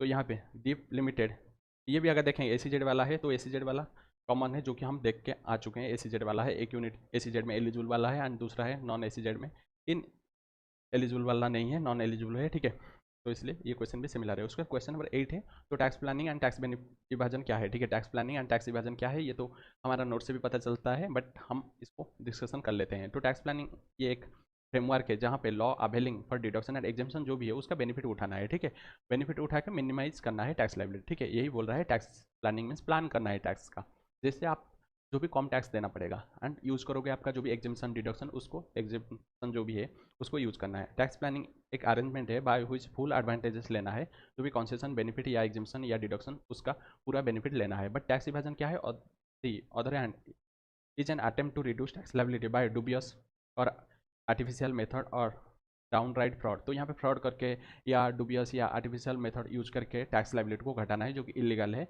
It is illegal and denies the state of its legitimate share of tax means यहाँ पे टैक्स में वो इलीगल है, ठीक है, यही है, हम वहाँ पे सेग्रीगेट करके हमको बताए हैं कैसे आपको लिखना है। उसका क्वेश्चन नंबर 9 को आ जाइए, क्वेश्चन नंबर 9 को, तो यहाँ पे कुछ स्पेसिफाई रीजन बताइए वेदर दी ट्रांजैक्शन उसको टैक्स प्लानिंग मानेंगे या टैक्स मैनेजमेंट मानेंगे या टैक्स विभाजन मानेंगे। जैसे यहाँ पे मिस्टर पी अगर डिपॉजिट कर रहा है 1 लाख इन पीपीएफ अकाउंट सो आज टू रिड्यूस दी जो भी इनकम 5,90,000 टू 4,90,000 मीन्स यहाँ पे टैक्स प्लानिंग है क्योंकि प्लान करना है। उसके बाद एसक्यूएल लिमिटेड वो मेंटेन कर रहा है register of tax deduction at source effected by it to enable timely compliance, तो यहाँ पे टाइमली कंप्लायंस के लिए ये टैक्स मैनेजमेंट कर रहा है, ठीक है, रिड्यूस कर रहा है उसका जो भी कंप्लायंस के लिए वो मान रहा है। उसके बाद an individual taxpayer making tax saver deposit 1 lakh in nationalise bank, तो यहाँ पे टैक्स प्लानिंग कर रहा है क्योंकि वो डिपॉजिट कर रहा है रिड्यूस करने के लिए टैक्स लायबिलिटी। उसके बाद एक पार्टनरशिप फार्म वो ऑब्टेन कर रहा है declaration from lenders and depositor in form number 15GH and forward कर रहा है the same to income tax authorities, तो यहाँ पे भी वो क्या कर रहा है, वो मेनली आपका टैक्स मैनेजमेंट कर रहा है क्योंकि यहाँ पे वो कंप्लायंस को मान रहा है, तो इसलिए कंप्लायंस को मानकर ये सब कुछ कर रहा है, तो इसलिए ये टैक्स मैनेजमेंट कर रहा है। उसके बाद एक कंपनी इंस्टॉल कर रहा है AC 75,000 eight the residence of the director, ऐसे क्वेश्चन हम क्वेश्चन नंबर 1 में देखे थे, बट कुछ एक ट्रांजैक्शन ज़्यादा दिया है तो इसलिए terms of his appointment but treat it as fitted in the quality control section in the factory है, this is with the objective to treat the plant for the purpose of computing depreciation, तो यहाँ पे वो director का घर में एक AC install कर रहा है बट वहाँ पे दिखा रहा है कि वो quality control section of the factory में लगा रहा है, क्योंकि वो डेप्रिसिएशन ज़्यादा क्लेम करने के लिए, तो ये टैक्स इवाजन कर रहा है डायरेक्टली, इलीगल काम है। उसके बाद आर लिमिटेड इशू कर रहा है क्रेडिट नोट है 80,000 as brokerage payable to Mr Ramana who is the son of the managing director of the company. तो यहाँ पे आर लिमिटेड वो इशू कर रहा है credit note 80,000 as brokerage payable to Mr Ramana who is the son of the managing director of the company है। The purpose is to increase the total income of Mr Ramana for 4,20,000 to 5 lakh and reduce the income of the R correspondingly. तो यहाँ पे mainly जो purpose है कि increase करना है total income of Mr Ramana 4,20,000 to 5 lakh and reduce करना है आर लिमिटेड का जो भी टैक्स लायबिलिटी। ओबियसली यहाँ पे टैक्स इवेजन हो रहा है, ठीक है, टैक्स इवेजन हो रहा है। उसके बाद एक कंपनी रेमिटेड कर रहा है provident fund contribution to both of its own contribution and employees contribution on monthly basis before due date. Obviously ये टैक्स प्लानिंग कर रहा है, ठीक है, टैक्स मैनेजमेंट कर रहा है, क्योंकि कंप्लाइंस कर रहा है बिफोर द ड्यू डेट उसको सबमिट करना है, तो यहाँ पे वो कंप्लाइंस कर रहा है। उसके बाद ये जो क्वेश्चन नंबर 10 है ये आपका सिमिलर है, क्योंकि doctrine of form and substance ये क्वेश्चन हम किए थे, ठीक है। उसके बाद क्वेश्चन नंबर 11 है, तो यहाँ पे the merger of a loss making company with a profit making one result in losses setting off profit, एक लो नेट प्रॉफिट आएगा एंड लो टैक्स लायबिलिटी आएगा merge company would the losses disallowed applying GAAR. तो यहाँ पे गार नहीं लगेगा, कुछ वहाँ पे लगेगा आपका जो भी हाई कोर्ट या सुप्रीम कोर्ट का जो भी डिसीजन के हिसाब से वो डिसाइड करेंगे यहाँ पे क्या लगेगा, क्योंकि यहाँ पे आपका आपका मर्जर हो रहा है, ठीक है, मर्जर हो रहा है, अमलगमेशन हो रहा है, तो वहाँ पे गार नहीं लगेगा, क्योंकि उसके लिए स्पेसिफाइड एंटी अवॉइडेंस सेफगार्ड है, तो गार वहाँ पे नहीं लगेगा, ठीक है, नहीं लगेगा। उसके लिए हाई कोर्ट एंड एनसीएलटी वो डिसाइड करेगा। उसके बाद है in the above fact less us presume the profit making company merge with a loss making one, this result in a loss setting of profits, एक lower net profit and low tax liability of the both the companies together। तो यहाँ पे एक profit making company है and दूसरा है loss making company, तो मर्ज हो जाएगा, मर्ज हो जाएगा तो टोटल कंपनी का जो भी प्रॉफिट वो कम हो जाएगा, तो यहाँ पे गार्ड लगेगा क्या, नहीं लगेगा। इन case of merger of profit making company with loss making company, तो वहाँ पे स्पेसिफिक अवॉइडेंस सेफगार्ड नहीं है, however since the merger would be under high court, तो गार वहाँ पे इन्वोक नहीं होगा, हाई कोर्ट या एनसीएलटी के ऑर्डर के बिहाफ में वहाँ पे होता है, तो हाई कोर्ट यहाँ पे एक्सप्लिसिटली एंड एडिक्वेटली जो भी कंसिडर द टैक्स इम्प्लीकेशन जो भी हाई कोर्ट या एनसीएलटी जो भी करेगा उसी हिसाब से वहाँ पे टैक्स लगेगा, ठीक है। उसके बाद क्वेश्चन नंबर 12 है a choice is made by A company by acquiring an asset on lease over outright of purchase. तो यहाँ पे एक चॉइस मिल रहा है कि परचेज के बदले में वो लीज लेना चाहता है, the company claim deduction for lease rentals in case of acquisition through lease rather than depreciation as in case of purchase of asset. तो यहाँ पे अगर वो लीज में अगर लेता है तो वहाँ पे उसको डिडक्शन मिल जाएगा, जो भी लीज रेंट पेमेंट करेगा, अगर वो परचेज करेगा तो वहाँ पे डेप्रिसिएशन मिल जाएगा, और जो भी लीज रेंट पेमेंट करेगा हायर दैन द डेप्रिसिएशन, तो यहाँ पे लीज रेंट मेनली ज़्यादा होता है डेप्रिसिएशन से, तो यहाँ पे गार प्रोविजन लगेगा क्या, डिसअलाउड होगा क्या, नहीं होगा, क्योंकि यहाँ पे गार प्रोविजन कोई भी गलती नहीं हो रहा है, उसके पास चॉइस है, वो परचेज के बदले में वो लीज में ला सकता है एंड वो उसको यूज कर सकता है, जो भी लीज रेंट को रिडक्शन में यूज कर सकता है, ठीक है, तो यहाँ पे गार प्रोविजन नहीं लगेगा, ठीक है, गार प्रोविजन नहीं लगेगा। उसके बाद क्वेश्चन नंबर 13 को चलते हैं, एक minute.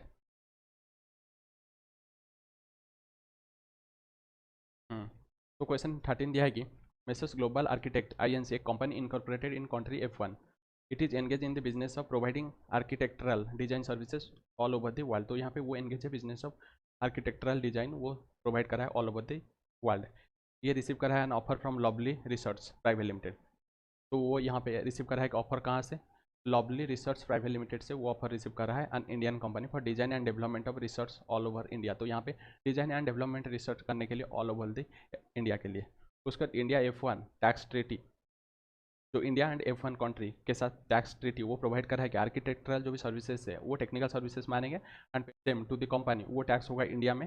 However if such professional services अगर प्रोवाइडेड बाय फार्म और इंडिविजुअल, देन जो भी पेमेंट होगा सच सर्विसेज के लिए वो टैक्सेबल होगा ओनली इफ द फार्म वो टैक्स बेस इन इंडिया और स्टेप पार्टनर और एम्प्लॉई इन इंडिया अगर वो एक्सीडेड है 180 डेज से ज़्यादा पीरियड के लिए अगर इंडिया में रहते हैं। उसके बाद मेसर्स ग्लोबल आर्किटेक्ट वो आईएनसी वो फॉर्म कर रहा है एक partnership firm with a third party, जो भी डायरेक्टर ऑफ द कंपनी के साथ एक पार्टनरशिप फार्म फॉर्म कर रहा है, हैविंग ओनली नॉमिनल शेयर है in the F1, only nominal share F1 में है and the firm enter into an agreement to carry out the services in India. तो फार्म वहाँ पे एंटर करता है एग्रीमेंट में to carry out the services in India and the company seconded its trained manpower to the firm. तो company यहाँ पे जो भी उसका ट्रेंड मैन पावर है वो फार्म को दे रहा है। तो द पार्टनरशिप फार्म क्लेम कर रहा है tax benefit and no tax was paid in India. तो यहाँ पे जो भी फार्म वो टैक्स ट्रीटी का बेनिफिट ले रहा है एंड यहाँ पे कोई भी टैक्स इंडिया में नहीं लग रहा है। कैन सच अरेंजमेंट एग्जामिन जो भी हो रहा है वो गार प्रोविजन लगेगा क्या, तो चलो देख लेते हैं। It is obvious that there is no commercial necessity to create a separate firm except to obtain the tax benefit. तो यहाँ पे कोई भी नेसेसिटी नहीं है कि कॉमर्शियल नेसेसिटी नहीं है कि एक फार्म कॉन्स्टिट्यूट करना है, ओनली यहाँ पे वो टैक्स बेनिफिट उठाने के लिए वो जो फार्म इनकॉर्पोरेट कर रहा है। The firm was only on paper as the manpower was done from the company. तो फार्म वहाँ पे ओनली पेपर में है, कोई भी नया फार्म कुछ नहीं हुआ है, ओनली वो मैन पावर लिया है फार्म को। And the firm did not have any commercial substance, कोई भी कमर्शियल सब्सटेंस नहीं है। More it is a case of treaty abuse, treaty को अब्यूज कर रहा है, हेंस गार प्रोविजन इन्वोक हो जाएगा to disregard the firm and tax treatment जो भी होगा फॉर आर्किटेक्चरल सर्विसेज आज फी फॉर टेक्निकल सर्विसेज। तो यहाँ पे जो भी पेमेंट करेंगे फॉर आर्किटेक्चरल सर्विसेज तो उसको हम फी फॉर टेक्निकल सर्विसेज मानेंगे। However the rate of tax payment shall be applicable under the treaty if more beneficial. तो वहाँ पे रेट ऑफ टैक्स पेमेंट करने के लिए तो वहाँ पे देखना पड़ेगा टीटी के हिसाब से कौन सा बेनिफिशियल रहेगा, तो वहाँ पे वो लगेगा। ठीक है, ये आपका ये क्वेश्चन खत्म हो जाता है। उसके बाद नेक्स्ट क्वेश्चन, क्वेश्चन नंबर 14 को चलते हैं। एन होल्डिंग कंपनी होल्ड को बोरो करा है 10 crore for acquisition of share in SubCo which then become subsidiary of HoldCo. तो वहाँ पे वो सब्सिडियरी होल्ड को का है। होल्ड को एंड सबको अमलगामेंट so that the interest payable the money is borrowed to acquire the shares can be deducted in computing them the income from the business of the amalgamated company। तो यहाँ पे जो hold को and सबको दोनों अमलगामेंट हो रहा है, जैसे वो जो इंटरेस्ट और नहीं देना पड़ेगा तो वहाँ पे इंटरेस्ट वो डिडक्ट नहीं होगा। ठीक है, तो यहाँ पे जो भी गार प्रोविजन लगेगा क्या, जो भी बोरोइंग बाय होल्ड को फॉलोड बाय द अमलगामेशन ऑफ सबको इज नॉट अब्यूसिव एंड गार will not B apply in case of merger. अगर उसको कैरिड आउट कर रहा है हाई कोर्ट या एनसीएलटी उसको कर रहा है। ठीक है, हाई कोर्ट या एनसीएलटी उसको कर रहा है कॉन्ट्रैक्ट। उसके बाद क्वेश्चन नंबर 15 है, mister Gavaskar short volunteer retirement from government of India undertaking and receive कर रहा है कॉम्पेंसेशन ऑफ 40 लाख ऑन 31 जनवरी। तो यहाँ पे मिस्टर गावस्कर वो वॉलंटियर रिटायरमेंट ले रहा है गवर्नमेंट ऑफ इंडिया अंडरटेकिंग से एंड वो रिसीव कर रहा है कॉम्पेंसेशन 40 लाख ऑफ 31 जनवरी 2023। उसके बाद वो प्लानिंग कर रहा है जो भी यूज मिला है 40 लाख उसको वो कैपिटल कंट्रीब्यूशन करने के लिए एक बिजनेस डीलरशिप इन इलेक्ट्रॉनिक गुड्स, तो उसको एक बिजनेस चलाने के लिए इन इलेक्ट्रॉनिक गुड्स में डीलरशिप का। And manufacturer of the product require से सिक्योरिटी डिपॉजिट 15 लाख। तो मैन्युफैक्चरर जो है प्रोडक्ट तो वहाँ पे वो रिक्वायर है सिक्योरिटी डिपॉजिट उसको चाहिए, एडवांस चाहिए 15 लाख है, विच वाज कैरी इंटरेस्ट 8% पर annum चाहिए।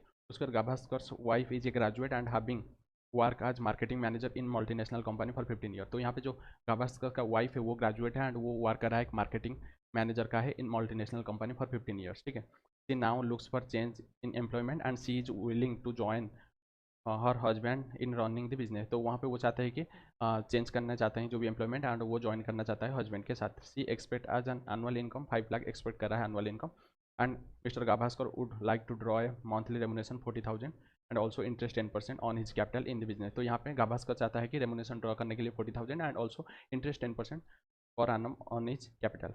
Mister Gabhaskar has approach you for tax efficient structure of the company. तो यहाँ पे गाभास्कर चाहता है कि अप्रोच आपको करने के लिए क्या रहेगा, टैक्स एफिशिएंट स्ट्रक्चर है, discuss the various issue which are required to be consider for formulating your advice and computation of income tax liability is not required. तो यहाँ पे आप उसका जो भी कंसिडर करिए, formulating your advice and compute करिए जो भी इनकम और टैक्स लाइबिलिटी। ठीक है, तो यहाँ पे मैंने देखना पड़ेगा कि वो पार्टनरशिप फार्म बनाएगा या सोल प्रोप्राइटरशिप बिजनेस कंटिन्यू करेगा, क्योंकि पार्टनरशिप फार्म अगर बनाएगा तो वहाँ पे उसके लिए टैक्स रेट 30% रहेगा। अगर सोल प्रोप्राइटरशिप बिजनेस चलाएगा तो वहाँ पे उसके ऊपर लगेगा आपका जो भी स्लैब रेट में टैक्सफुल हो जाएगा। एंड दूसरा यहाँ पे अगर पार्टनरशिप फार्म करेगा तो वहाँ पे आपका सैलरी एंड इंटरेस्ट जो शेयर ऑफ इनकम एग्जिम्ट हो जाएगा एंड सैलरी एंड रेमुनेशन के लिए वहाँ पे स्लैब रेट लग जाएगा। ठीक है, तो यही सब देखना पड़ेगा। ठीक है, यहाँ पे बहुत बड़ा आंसर दिया है बट हम इजीली समझा देंगे आपको। The selection of the firm और organisation to carry out any business activities essential view of differential tax rate with prescribe under income tax act 1961 and specific concession and जो भी deduction available under this act different entities के लिए उसको भी देखना पड़ेगा। For the purpose of formulating advice to tax efficient structure of the business it is necessary for the tax consultant to consider the following issue को भी देखना पड़ेगा। पहला है, अगर वो सोल प्रोप्राइटरशिप कॉन्सर्न है तो वहाँ पे जो interest on capital remuneration paid to proprietor वो अलाउड नहीं होगा। ठीक है, 37 में अलाउड नहीं होगा, expenditure of the personal nature मानेंगे। ऑन द अदर हैंड अगर उसको पार्टनरशिप फार्म बनाएगा तो वहाँ पे interest on capital and remuneration जो भी पेबल होगा पार्टनर को तो वो अलाउड हो जाएगा, सब्जेक्ट टू जो भी कंडीशन एंड लिमिटेशन है। ठीक है, उसके बाद जो भी रेमुनेशन है तो रेमुनेशन एंड इंटरेस्ट ऑथराइज जो भी इंस्ट्रूमेंट और पार्टनरशिप डीड जो भी ऑथराइज करेगा तो वो अलाउड हो जाएगा। इंटरेस्ट एंड सैलरी टैक्सेबल हो जाएगा in the hands of the partner to the extent of allowed reduction in the hands of the जो भी farm under section number 40B। तो यहाँ पे इंटरेस्ट टू पार्टनर कितना अलाउ होगा, अप टू 12% अलाउड होगा। एंड रेमुनेशन के लिए वहाँ पे 40B का देखेंगे जो भी अप टू 3 लाख तक वहाँ पे देखेंगे। बुक प्रॉफिट का 1.5 लाख और 90% of the book profit which ever is more and remaining जो भी रहेगा वहाँ पे 60% लगेगा। ये है आपका पार्टनरशिप फार्म के लिए। ठीक है, उसके बाद है वहाँ पे भी एक ऑप्शन है कि वो ले सकता है प्रेजेंटिव बेसिस में ले सकता है, तो वहाँ पे directly 8% of the gross receipt और 6% लग जाएगा 44AD के हिसाब से एंड वहाँ पे कोई भी अदर डिडक्शन नहीं मिलेगा। उसके बाद पार्टनर शेयर ऑफ प्रॉफिट वो भी टैक्स नहीं लगेगा पार्टनर के हाथ में टैक्स नहीं होगा। अगर वो प्रोप्राइटर बिजनेस चलाता है तो वहाँ पे मिसेस गाभास्कर जो भी है दे रहे हैं तो वहाँ पे जो भी सैलरी वो अलाउड हो जाएगा, ठीक है, अलाउड हो जाएगा। एंड यहाँ पे पॉसिबिलिटी ऑफ यहाँ पे जो भी देखें 40 है सबसेक्शन 2 जो रिलेटिव को अगर देखें तो वहाँ पे वो इंटरेस्टेड पर्सन है with in the meaning of section of 48 subsection 2, तो उसको भी देखना पड़ेगा। बट यहाँ पे सैलरी रूल्ड आउट हो जाएगा। However it is argued successfully that साला जो भी 5 लाख पेमेंट कर रहे हैं तो वो एक्सपीरियंस की वजह से पेमेंट कर रहे हैं, तो इसलिए क्लबिंग का प्रोविजन यहाँ पे नहीं लगेगा, क्योंकि यहाँ पे जो भी उनका एक्सपीरियंस है 15 ईयर्स का वो काम कर रहे हैं, तो इसके लिए यहाँ पे रीजनेबली कंसिडर दैट जो भी प्रोफेशनल क्वालिफिकेशन की वजह से हम दे रहे हैं मिसेस गाभास्कर को जो भी यहाँ पे सैलरी दे रहे हैं, तो इसलिए यहाँ पे क्लबिंग प्रोविजन नहीं लगेगा। उसके बाद इफ मिसेस गाभास्कर अगर ज्वाइन कर रहे हैं प्रोप्राइटरशिप कॉन्सर्न और partnership concern of the husband of आज एम्प्लॉय अगर वहाँ पे आज काम करेंगे तो वहाँ पे 5 लाख टैक्स हो जाएगा in her hand on the head of salary, head में टैक्सेबल हो जाएगा। उसके बाद अगर वो ज्वाइन करेंगे as a partner in the business जो भी रेमुनेशन वो टैक्स होगा in her hand as business income under section number 28 to the extent of जो भी remuneration allowed in the hands of the firm, तो वो रेमुनेशन अलाउड होने के बाद जो भी रहेगा वो टैक्स हो जाएगा। उसका टैक्स रेट भी यहाँ पे चेंज हो जाएगा। टैक्स रेट यहाँ पे 30% लग जाएगा अगर वो पार्टनरशिप फार्म अगर चलाएंगे, एंड 12% सरचार्ज अगर वो 1 करोड़ से ज़्यादा होगा इनकम, ठीक है। एंड अगर इंडिविजुअल होगा 5% जो भी स्लैब रेट में लगेगा, ठीक है। एंड यहाँ पे सरचार्ज भी 10% लगेगा अगर 50 लाख से ज़्यादा है, 1 करोड़ टू 2 करोड़ तक यहाँ पे 15%, एंड 2 करोड़ से 5 करोड़ तक यहाँ पे 25%, एंड 5 करोड़ से ज़्यादा होगा 37% सरचार्ज लगेगा, प्लस यहाँ पे हेल्थ एंड एजुकेशन से 4%। तो ये सब कुछ मैटर उसको कंसिडर करना पड़ेगा। इससे क्वेश्चन नहीं आता है, फिर भी इसको देख लेना है। मेनली आपको कंसिडर करना पड़ेगा कि इंडिविजुअल या पार्टनरशिप फार्म चलाएगा, यही सब कुछ कंसिडर करना पड़ेगा, ठीक है। तो यहाँ पे आपका जो भी tax planning and tax evasion, tax avoidance and GAAR provision खत्म हो जाता है। उसके बाद चलो चलते हैं नेक्स्ट जो भी हम जाएंगे, कौन सा चैप्टर जाएंगे, ऑफेंसेस पेनल्टीज, ठीक है। ऑफेंसेस प्रोसिक्यूशन जाएगी, पेनल्टीज खत्म हो चुका है, प्रोसिक्यूशन चैप्टर को चलो चलते हैं, ठीक है। तो चलो चैप्टर नंबर 21 है ऑफेंसेस एंड प्रोसिक्यूशन। इसमें क्वेश्चन ज़्यादा नहीं है, हम जल्दी जल्दी इसको कंप्लीट कर लेंगे, ठीक है। क्वेश्चन नंबर 1 है, यहाँ पे क्या दिया है, can prosecution be launch for each of the following action और डिफॉल्ट कमिटेड के लिए प्रोसिक्यूशन लगेगा क्या। अगर यस होगा then explain the relevant provision of the act and quantum of the prescribe punishment क्या रहेगा। तो पहला है the RCC has restrained and not allowed the officer authorise as per section number 132 of the act to inspect the document and maintain in the form of electronic record and in the books of account. तो यहाँ पे क्या prosecution लगेगा, तो यहाँ पे prosecution under section number 275 B लगेगा, जहाँ पे आपका जो भी इम्प्रिजनमेंट लग सकता है, rigorous imprisonment up to 2 years, and यहाँ पे फाइन ऑल्सो लगेगा, ठीक है। यही है प्रोसिक्यूशन लगेगा या नहीं लगेगा, अगर लगेगा कितना लगेगा। आशीष यहाँ पे डिलीवरेटली फेल कर रहा है comply with the requirement of the 142 subsection 1 142 subsection 2 है। अगर डिलीवरेटली यहाँ पे ये कर रहा है, फेल कर रहा है, तो वहाँ पे लगेगा 276 डी में यहाँ पे लगेगा प्रोसिक्यूशन।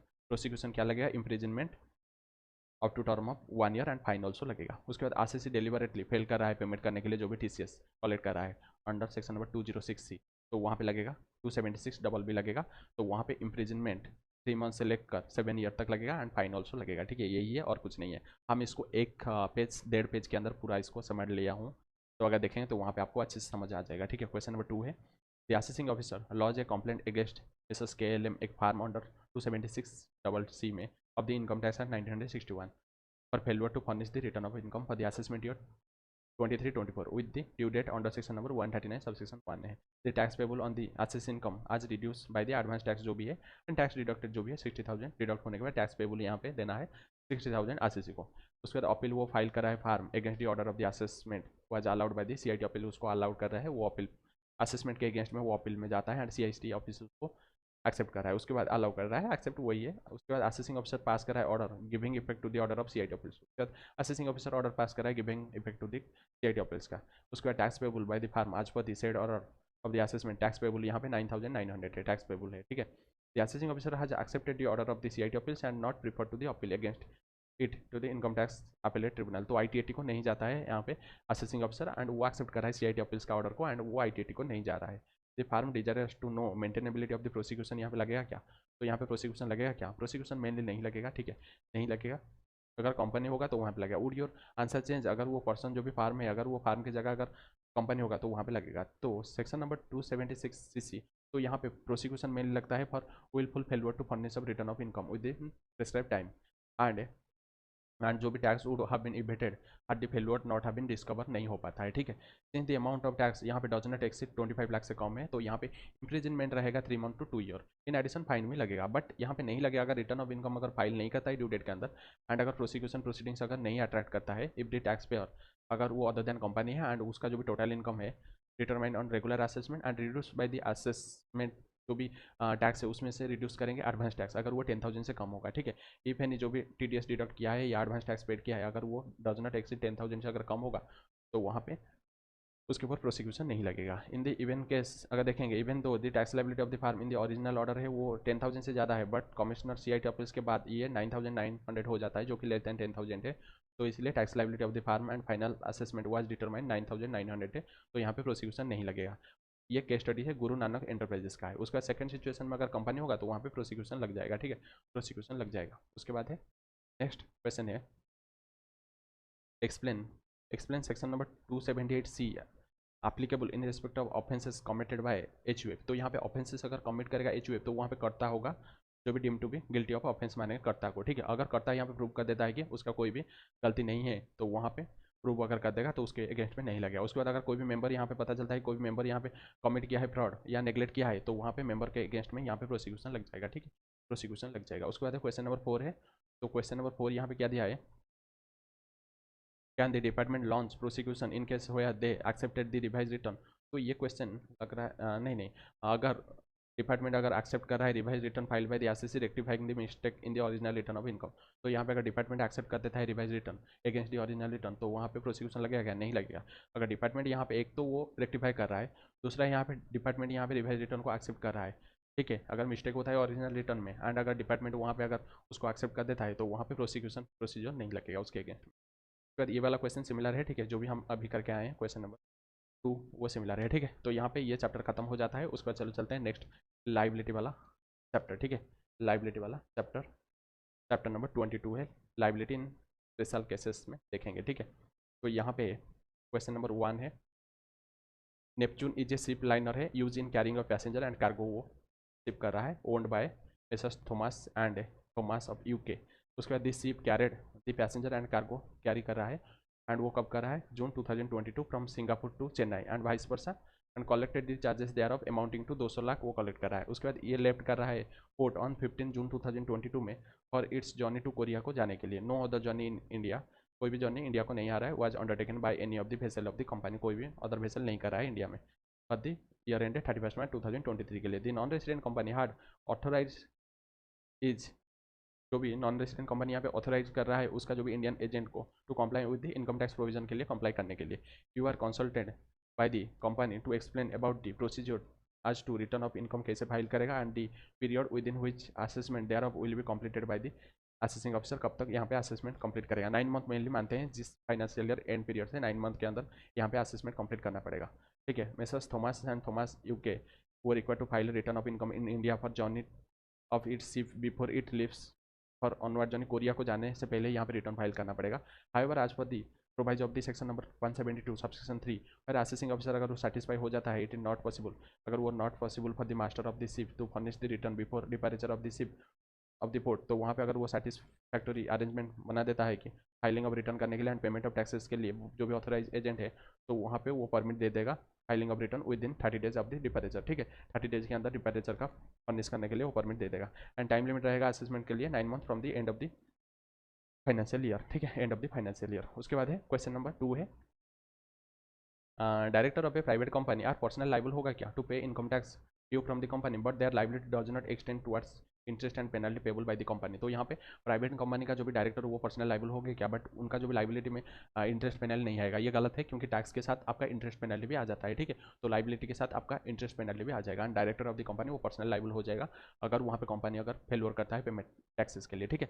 तो यहाँ पे liability of the director of a private company liquidation के टाइम वहाँ पे where any tax from private company is respect of income of the previous year, तो वहाँ पे जो भी अगर वो कंपनी पे प्राइवेट कंपनी अगर रिकवर नहीं हो पाता है तो वहाँ पे जो भी डायरेक्टर है at any time during the relevant previous year वो जॉइंटली सेवरल लाइबल हो जाएंगे पेमेंट ऑफ टैक्स के लिए। हाउएवर डायरेक्टर लाइबल नहीं होगा अगर नॉन रिकवरी अगर वो not attributed to any gross neglect misfeasance and breach of duty, अगर वो प्रूव कर देते हैं कि उनका कोई भी गलती नहीं है तो वहाँ पे वो लाइबल नहीं होंगे, ठीक है। एंड दूसरा चीज़ यहाँ पे जो बता रहा है कि टैक्स ड्यूज ओनली वो लाइबल होंगे, टैक्स ड्यूज में आपका पेनल्टी इंटरेस्ट एंड अदर जो भी फीस सब कुछ आ जाएगा, ठीक है।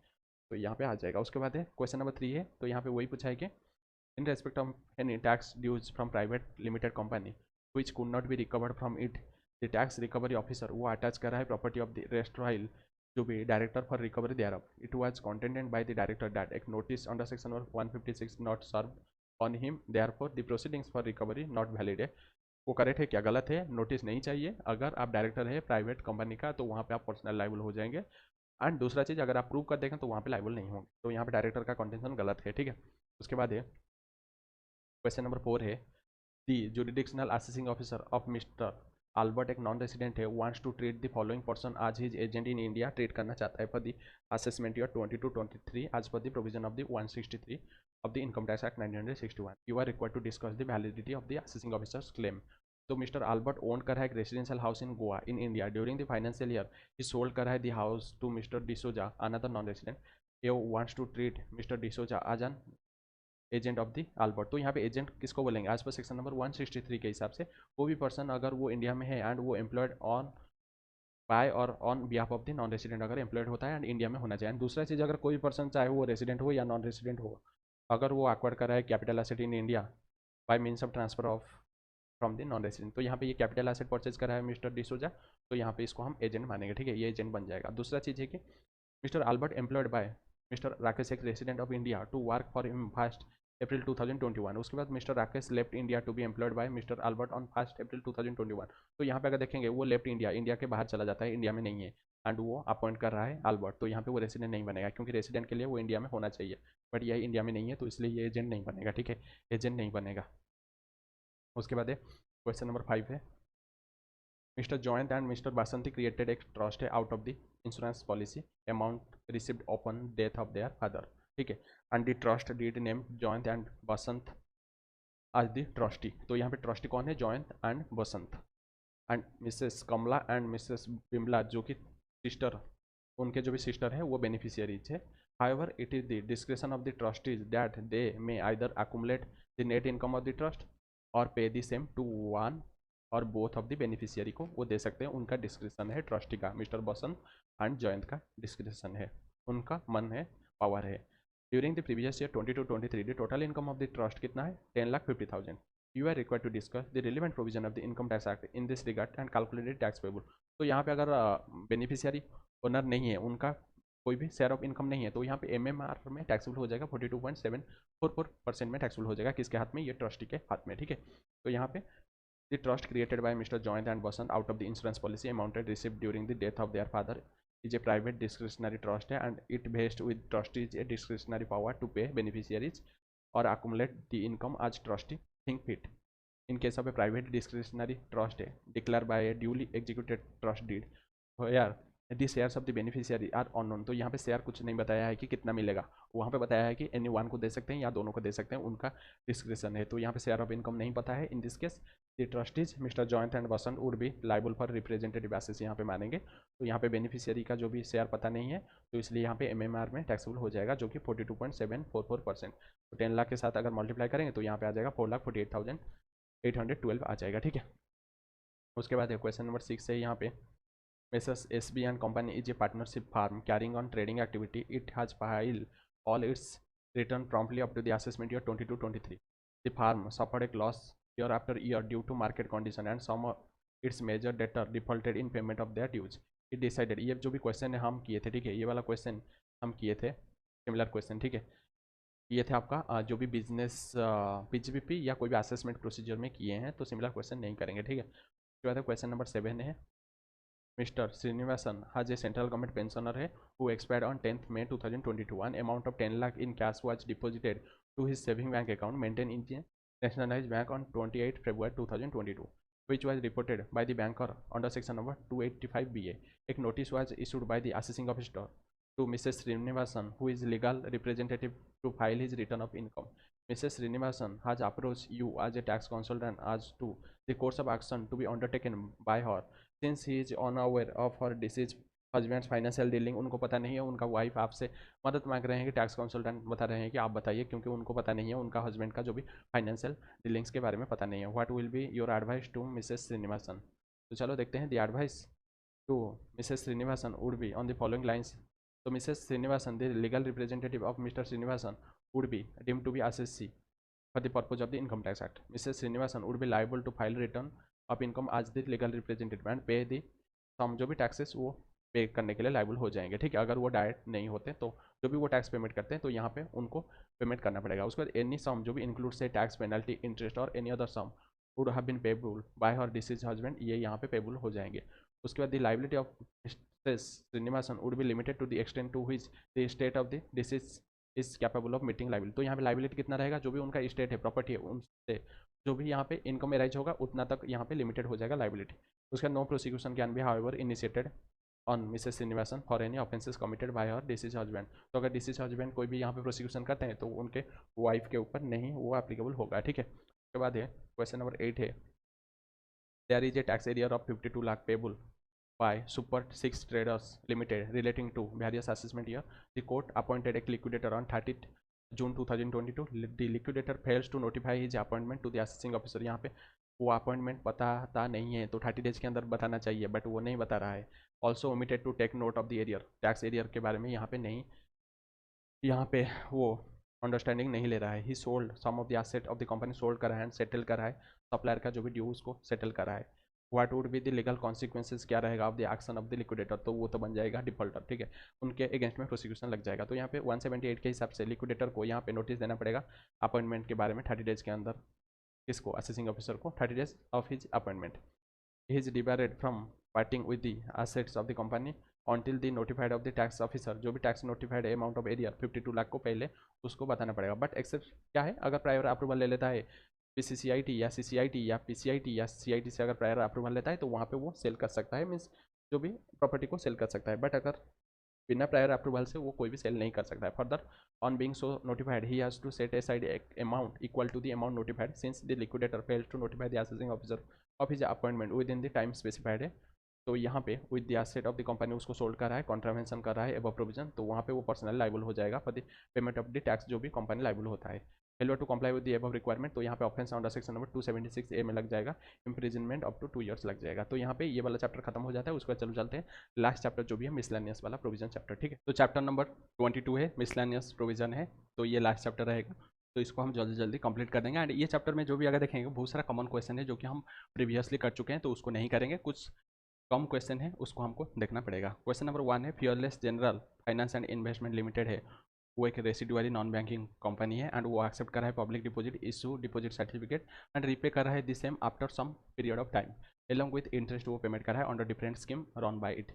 Following transaction were noted from their books of account, following transaction note हुआ है। तो हम देखेंगे यहाँ पे जो भी वो एक्सेप्ट किया है या डिपॉजिट किया है, मिस्टर ए एक इंडिविजुअल है एंड वो डिपॉजिट कर रहा है 15,000 ऑन 1 May 2019 है, 48 month by bureau check and another 15,000 on 30th June in cash to purchase a certificate of 48 month tenure। तो यहाँ पे अगर देखें सेक्शन नंबर 269 SS नहीं लगेगा जो फर्स्ट पेमेंट जब यहाँ पे कर रहा है, जो फर्स्ट डिपॉजिट एक्सेप्ट कर रहा है 15,000, क्योंकि ये 20,000 से कम है तो इसलिए यहाँ पे 20,000 से कम है तो यहाँ पे नहीं लगेगा, ठीक है। यहाँ पे 269 SS नहीं लगेगा। बट बाद में जो भी पेमेंट कर रहे हैं, सेकंड पेमेंट जब कर रहे हैं 30 जून, तो वहाँ पे लग जाएगा, क्योंकि पहले 15 था अभी 15, तो टोटल अगर करेंगे 30,000 हो रहा है जो कि 20,000 से ज़्यादा है, तो वहाँ पे लग जाएगा 269 SS लग जाएगा, ठीक है। तो पेनल्टी लग जाएगा 271 D में लग जाएगा, ठीक है, D में लग जाएगा। तो यहाँ पे हाउएवर वायोलेशन यहाँ पे अट्रैक्ट हो जाएगा at the time of acceptance of second deposit जो भी है 30 जून में है, since on that date there is already outstanding था 15,000 अनदर कैश डिपॉजिट 15,000, तो वहाँ पे एग्रीगेट अगर देखें 30,000 जो कि 20,000 से ज़्यादा है, तो इसलिए यहाँ पे पेनल्टी लग जाएगा 271 D में, जो भी equal to the amount of deposit किया है and attract failure to comply with provision under section number 269 SS में वहाँ पे लग जाएगा पेनल्टी। उसके बाद है मिस्टर ए वो अप्लाइड कर रहा है pre mature withdrawal against both the certificate, तो वहाँ पे वो टोटल कितना डिपॉजिट किया था, 30,000 डिपॉजिट किया था, ठीक है। एंड वहाँ पे वो विड्रॉल के लिए जाता है जो भी पेड किए थे 60,500 है, ठीक है, बाय बियर चेक। तो 60,500 तो वहाँ पे विड्रॉल जो भी कर रहा है तो वहाँ पे ऑलरेडी वो डिपॉजिट जो भी है, डिपॉजिट वो 20,000 से ज़्यादा है, तो वहाँ पे 269 T में वो डिसअलाउड हो जाएगा, तो उसके लिए पेनल्टी लग जाएगा, ठीक है।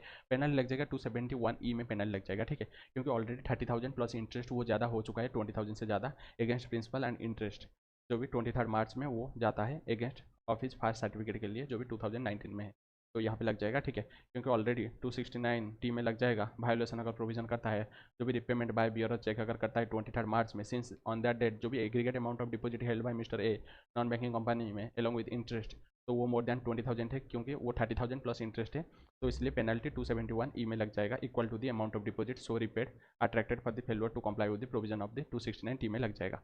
बट अगर यहाँ पे अगर देखेंगे 30,000 था, उसमें से अगर देखेंगे 16.5 के अगर चला जाएगा तो यहाँ पे 13.5 के है जो कि 20,000 से कम है। तो यहाँ पे क्या बोला है, अगर वो 15.5 के अगर वो कैश में विड्रॉ करता है अगेंस्ट सेकंड सर्टिफिकेट तो वहाँ पे नहीं लगेगा, क्योंकि वो जो अमाउंट विड्रॉ का अमाउंट वो 15.5 है, 20 से कम है, एंड जो भी रिमेनिंग अमाउंट वो भी 20 के से कम है, तो इसलिए यहाँ पे ये प्रोविजन नहीं लगेगा एंड यहाँ पे पेनल्टी नहीं लगेगा जब सेकंड सर्टिफिकेट से विड्रॉ जब करेगा।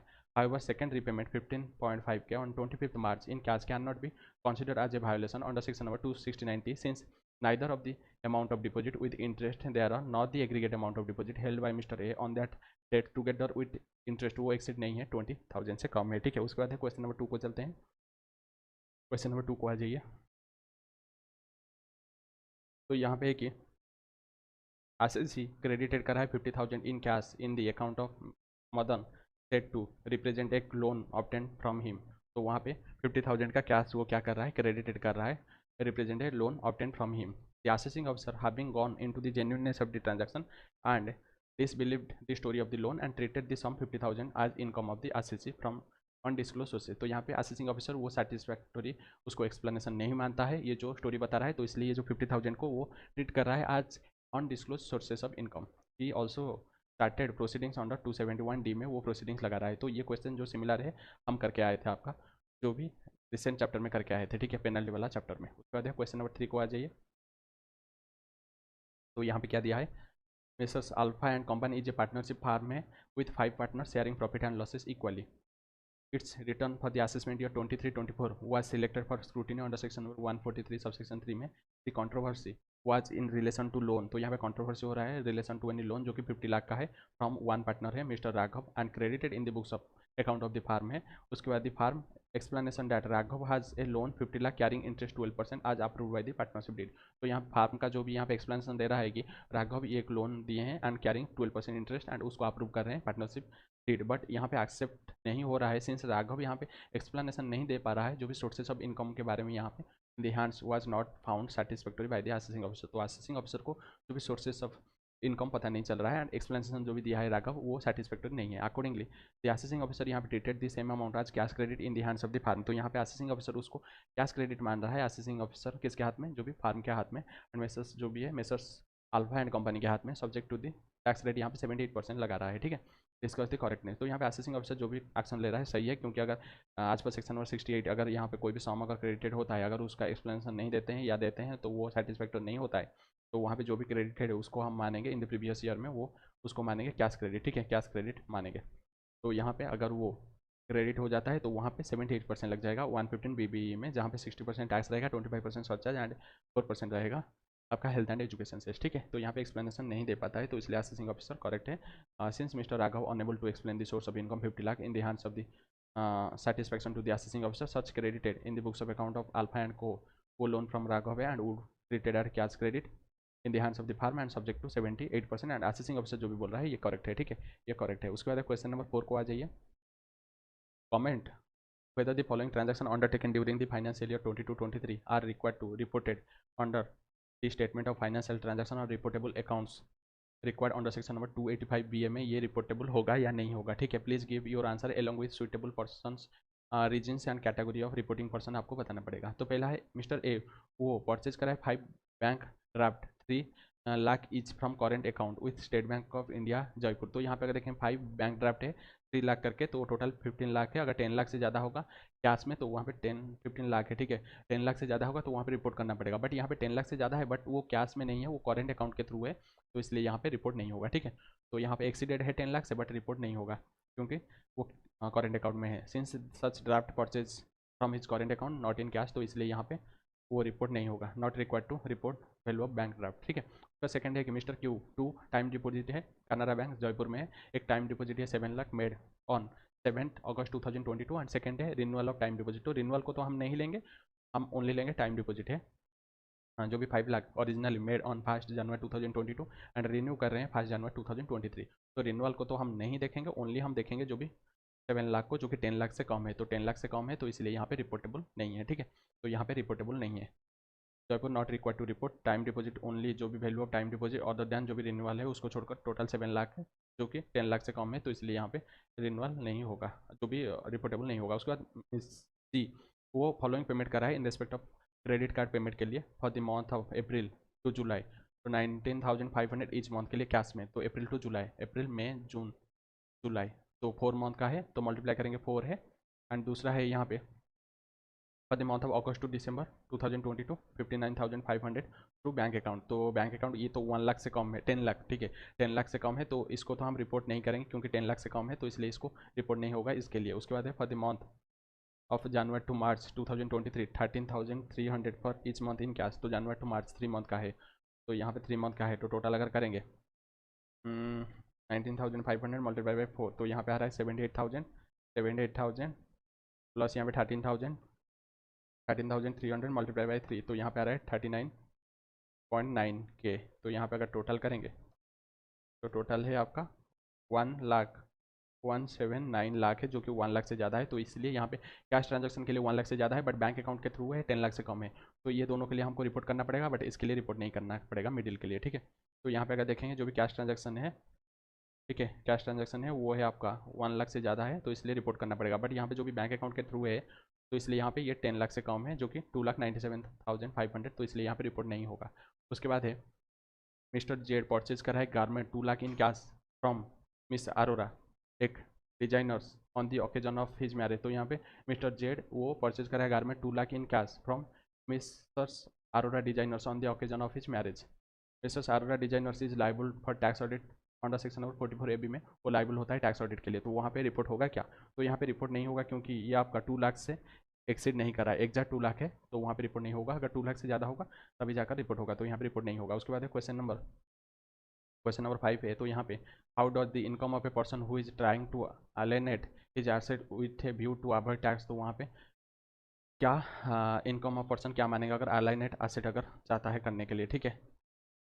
तो वहाँ पे section number the income of a person who is trying to alienate his asset with a view to avoid tax, तो वहाँ पे सेक्शन नंबर 175 लगेगा। तो वहाँ पे if it appears to the assessing officer that अगर करेंट असेसमेंट ईयर में कोई भी पर्सन अगर वो चार्ज में लगा देता है या सेल करना चाहता है या डिस्पोज करना चाहता है या कोई भी अगर एसेट के साथ करना चाहता है फॉर अवॉइडिंग जो भी पेमेंट ऑफ टैक्स के लिए, तो वहाँ पे जो भी total income of such person the period from which expiry of the previous year to the date on which assessing officer अगर commencing proceedings under section is chargeable to tax for that assessment year. तो यहाँ पे अगर कोई person अगर वो अलाइनेट करना चाहता है, मीन्स जैसे ट्रांसफर करना चाहता है, सेल करना चाहता है या कोई भी चार्ज क्रिएट करना चाहता है, तो वहाँ पे अगर असेसिंग ऑफिसर को पता चलता है तो वहाँ असेसिंग ऑफिसर क्या करेगा, वहाँ पे उसका जो भी इनकम के साथ इंक्लूड कर देगा जिस पीरियड के लिए वो एसेट को चाहता है ट्राई करने के लिए। मेनली असेसमेंट जब तक क्लियर नहीं होता है तो उस पीरियड तक यहाँ पे कर लेगा। जैसे यहाँ पे असेसिंग ऑफिसर कहाँ से कमेंट्स करेगा, कमेंट्स प्रोसीडिंग्स जहाँ से करता है, ठीक है।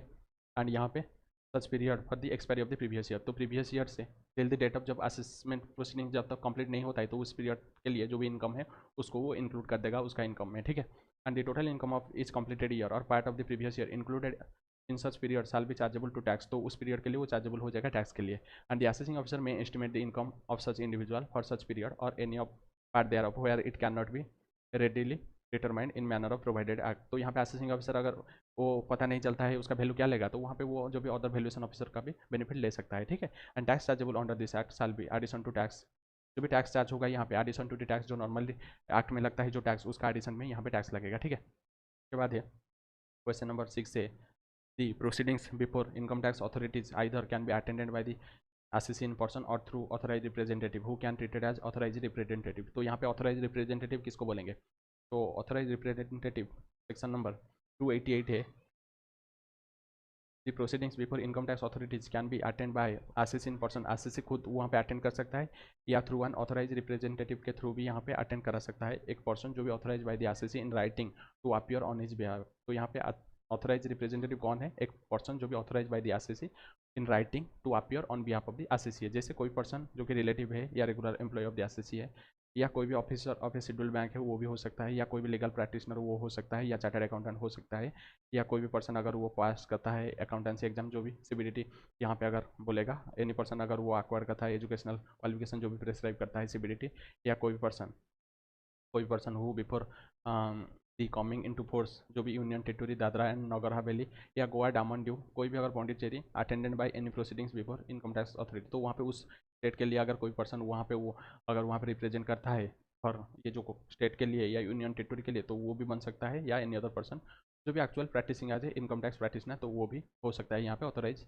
रिप्रेजेंटेटिव। उसके बाद है क्वेश्चन नंबर 7 है, an order of assessment year 2022 pass by the assessing officer under section number 143 subsection 3 but typist wrongly type. तो ये क्वेश्चन सिमिलर है, ठीक है, ये क्वेश्चन हम किए थे असेसमेंट प्रोसीजर में, ठीक है।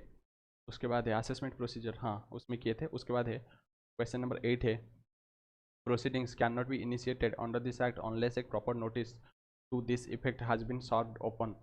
तो यहाँ पे प्रोसीडिंग्स वो इनिशिएट नहीं हो सकता है जब तक एक प्रॉपर नोटिस इशू नहीं होता है। What are the prescribe modes of service of notice, तो प्रेस्क्राइब मोड क्या रहेगा। एंड दूसरा है on home should the notice address and served open in the case where RCC अगर डीजल फार्म है एक डिसीज पर्सन और ए पार्टीशन ऑफ एचयूएफ, तो यहाँ पे किसके ऊपर नोटिस हम भेजेंगे, एड्रेस करेंगे। अगर वो आरसीसी एक डीजल फार्म है या डिसीज पर्सन है या कोई भी पार्टीशन एचयूएफ है, तो वहाँ पे हम किसके एड्रेस में भेजेंगे, ठीक है, किसके पास भेजेंगे। पहले देखना पड़ेगा mode of service of notice क्या है।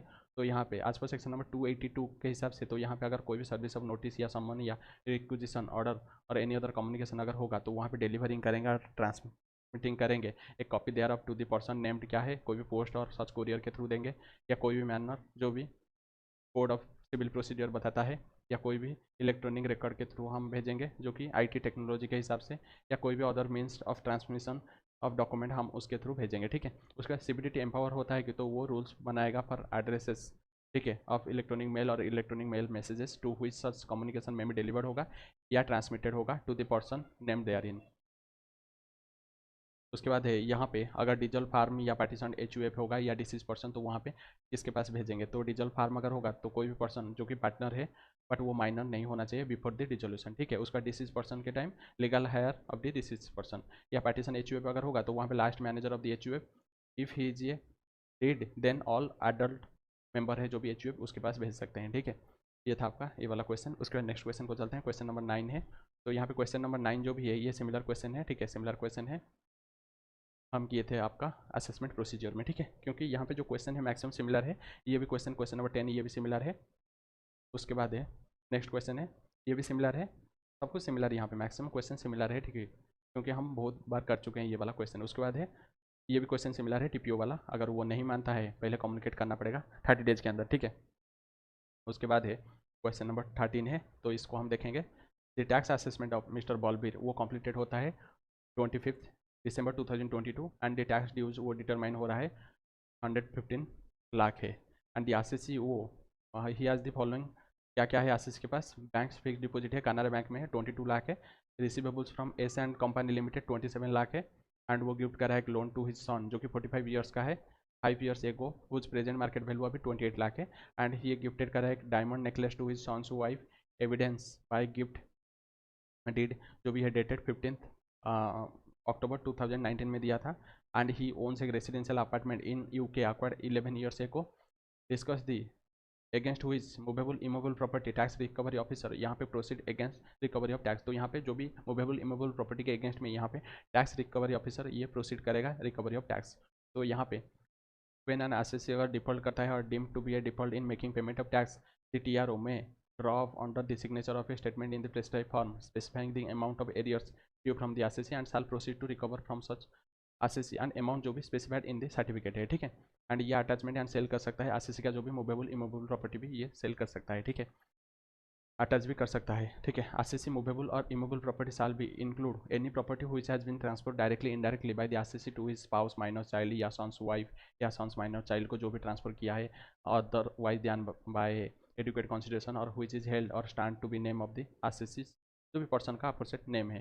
इन द प्रेजेंट केस अगर देखेंगे जो भी मिस्टर बॉलबीर का यहाँ पे ट्रांसफर करा है 5 ईयर एगो टू सन को 40 years at that time he also gifted diamond necklace to his son's wife and he also bank fix deposit है receivables from S and company limited and residential apartment के है। And recovery officer यहाँ पे tax recovery officer यहाँ पे proceed करेगा recovery bye attaching जो भी बैंक फिक्स डिपॉजिट है या receivables from S and company limited है या रेसिडेंशियल अपार्टमेंट इन यूके है, तो उसको अटैचमेंट कर सकता है। He can also proceed to recover भी कर सकता है अटैचिंग जो भी डायमंड नेकलेस वो गिफ्ट में दिए थे सॉन्स वाइफ उसको भी वो रिकवर कर सकता है। However he can not proceed to recover the tax attaching the land जो भी दिया था तो उसको सॉन को वो यहाँ पे नहीं कर सकता है क्योंकि वो सॉन मेजर है, तो वहाँ पे उसके हाथ में वो टैक्सेबल हो जाएगा, तो यहाँ पे वो रिकवर नहीं कर सकता है, ठीक है।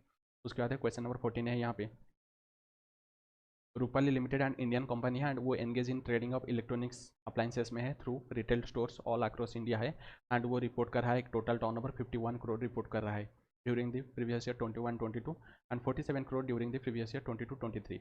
The customer who purchase appliances from its store ये पे करेगा only through cash cheque credit card and debit card के थ्रू पेमेंट करेगा।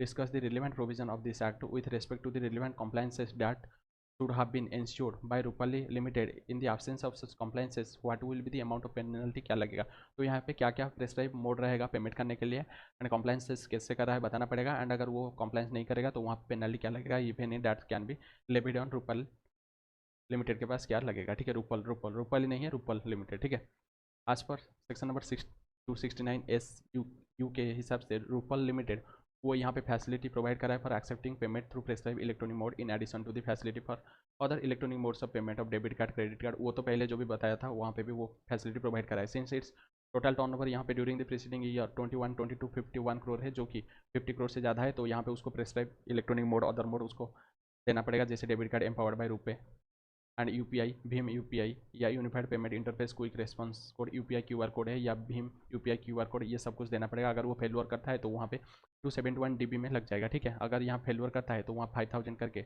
271 डीबी में 5000 पर डे करके लग जाएगा पेनल्टी। बट अगर वो सफिशिएंट यहाँ पे अगर यहाँ पे रीजन बताता है फेलवर का तो वहाँ पे अगर सेटिस्फाई होता है असेसिंग ऑफिसर या जॉइंट कमिश्नर लेवल का अगर सेटिस्फाई होता है तो वहाँ पे नहीं लगेगा पेनल्टी। ठीक है, उसके बाद क्वेश्चन नंबर 15 है in respect of insolvency proceedings initiated against D Limited, Mr. Pratik was appointed as official assignee. You are required to advise him to whether he will be treated as, तो उसको हम treat करेंगे क्या क्या पूछा है देख लेते हैं। एक रिप्रेजेंटेटिव ऐसे से उसको ट्रीट करेंगे क्या जो भी ऑफिशियल असाइनी को and what will be the status and his liability with respect to other procedure. तो यहाँ पे उसको हम रिप्रेजेंटेटिव एसेस नहीं मानेंगे, उसको एक जुडिशियल पर्सन, ठीक है, उसको एक आर्टिफिशियल जुडिशियल पर्सन मानेंगे। ठीक है, एजेपी मानेंगे, उसको रिप्रेजेंटेटिव नहीं मानेंगे। मेनली लिक्विडेटर को मानते हैं। ठीक है, रिप्रेजेंटेटिव एसेस अगर वो डिफॉल्ट करता है, बट यहाँ पे वो ऑफिशियल असाइन नहीं है तो उसको हम मानेंगे एक आर्टिफिशियल जुडिशियल पर्सन मानेंगे। ठीक है, तो यहाँ पे एक official assignee does not receive the income or manage the property on behalf of debtor, he can not consider as a representative assessee नहीं मानेंगे of the debtor while computing the tax liability arising the state of the debtor. Therefore Pratik यहाँ पे appointed जो हो रहा है official assignee in respect of insolvency proceedings initiated against D limited will not be treated as representative assessee as property of the insolvent is vested with the official assignee as per specific provision of the act or law. तो वहाँ पे उसको हम जुरिडिक entity मानेंगे, तो इसलिए यहाँ पे उसको मानेंगे प्रतीक को मानेंगे आज आर्टिफिशियल जुडिशियल पर्सन मानेंगे। ठीक है, एंड उसके लिए जो भी प्रोविजन टैक्स लाइबिलिटी है इनकम टैक्स रिटर्न के लिए सब कुछ आर्टिफिशियल जुडिशियल पर्सन के ऊपर जो लगता है उसके ऊपर वही लग जाएगा। ठीक है, एंड टैक्स लाइबिलिटी भी यहाँ पे लग जाएगा। In view of the above position official assign would have to obtain एक सेपरेट पैनल लेना पड़ेगा for each of the state of the insolvent, तो उसको एक सेपरेट पैनल लेना पड़ेगा। ठीक है, उसके बाद है यहाँ पे in respect of a civil suit the Calcutta high court appointed एक receiver in respect of the properties of Miss Ghosh and Sons of HUF. One of such property was situated in Delhi which was sold by the income tax department. उसको sold करा है to mister Devang को, वो sold करा है। उसके बाद karta of HUF mister Ghosh object to such sale stating that no leave was taken from Calcutta high court for such sale. तो वहाँ पे जो भी कर्ता ऑफ HUF मिस्टर घोष वो वहाँ पे ऑब्जेक्ट कर रहा है सच सेल को, क्योंकि वहाँ पे लीव नहीं लिए थे कलकत्ता हाई कोर्ट से फॉर सच सेल के लिए। An application was also filed by the department to take the permission for sale, but application भी वहाँ पे डिपार्टमेंट फाइल किया है परमिशन ऑफ सच सेल के लिए। And Calcutta high court pass an order whereby it directed एक civil suit to be pursued at Delhi. तो यहाँ पे कलकत्ता हाई कोर्ट वो पास करा है order whereby it directed एक सिविल सूट, ठीक है, to pursued at Delhi. However it overlook the provision of the section number 293 को ओवरलुक कर रहा है which puts a bar on filing of suit in any civil court against the income tax authority in respect of any proceedings under income tax। But वो वहाँ पे overlook नहीं कर रहा है, जो भी प्रोविजन ऑफ द 293 ओवरलुक कर रहा है, जहाँ पे वो 293 वो वहाँ पे बार देता है कि वो कोई भी केस नहीं कर सकते हैं इनकम टैक्स डिपार्टमेंट के अगेंस्ट में। ठीक है, जो भी प्रोसीडिंग्स के अगेंस्ट में। The said order was recalled for review by the high court. तो यहाँ पे रिव्यू के लिए हाई कोर्ट लेता है एंड वहाँ पे एरर अपरेंट वाज करेक्टेड। तो एक एरर था अपरेंट फ्रॉम द रिकॉर्ड पता चलता है, तो इसलिए उसको करेक्टेड कर रहा है। तो यहाँ पे डिस्कस द वैलिडिटी जो भी एक्शन लिया है, तो यहाँ पे मेनली ये जो एक्शन रिव्यू कर रहा है, ठीक है, जो भी रिव्यू रिकॉल करके रिव्यू कर रहा है high court, error apparent from the record है, तो वो सही है या गलत है। हाई कोर्ट के पास पावर है कि वो रिव्यू कर सकता है, ठीक है। हाई कोर्ट के पास पावर है कि वो रिव्यू कर सकता है। मेघालय स्टील्स है एंड दूसरा भी केस स्टडी यहाँ पे बताया होगा। तो हाई कोर्ट यहाँ पे रिव्यू कर सकता है own order on the ground that अगर discovery of new important matter अगर एविडेंस होता है या कोई भी mistake or error apparent from the face of the record है या कोई भी अदर सफिशिएंट रीजन है, तो वहाँ पे वो रिव्यू कर सकता है। उसका section number 293 puts a complete bar on filing of suit in any civil court against the income tax authority if the civil suit अगर not maintainable, अगर maintainable नहीं होगा, this was purported defense of the respondent, ठीक है, of the respondent and the department, there is no error committed by the high court in its judgment rendered in exercise of its review jurisdiction calling for interference। तो यहाँ पे जो भी respondent and department वहाँ पे error committed नहीं करा है हाई कोर्ट, क्योंकि जो भी वो रिव्यू कर सकता है उसका order. In the present case Calcutta high court pass करा है order directing a civil suit by overlooking the provision of the 293 and then recall its own order and corrected apparent error है। तो यहाँ पे जो भी एक्शन लिया है हाई कोर्ट सही है, ठीक है, वैलिड है, ठीक है, वो वैलिड है, क्योंकि हाई कोर्ट का इनहेरेंट पावर है कि वो रिव्यू कर सकता है own order to correct mistake apparent from the record. तो यहाँ पे आपका पूरा डायरेक्ट टैक्स का जो भी चैप्टर था उसका क्वेश्चन हम पूरा कंप्लीट कर चुके हैं। तो आप लोगों को क्या करना है, आप लोगों को सब्सक्राइब करना है, शेयर करना है, जिससे मैक्सिमम स्टूडेंट के पास पहुंच पाएगा। एंड आप अच्छा सा कमेंट दीजिए जिससे हमको मोटिवेशन लगेगा। एंड लाइक करिए, जो भी देख रहे हैं हर एक स्टूडेंट लाइक करिए, क्योंकि ऐसे वीडियो आपको नहीं मिलेगा यूट्यूब में, कहाँ पे भी नहीं मिलेगा। तो इसलिए आप इसको लाइक करिए, जितना हो सके उतना लाइक करिए, शेयर करिए, सब्सक्राइब करिए, ठीक है, सब्सक्राइब करिए, जिससे मैक्सिमम स्टूडेंट के पास पहुंच पाएगा, ठीक है। आज के लिए इतना ही, मिलते हैं नेक्स्ट वीडियो, ठीक है, नेक्स्ट वीडियो में मिलते हैं।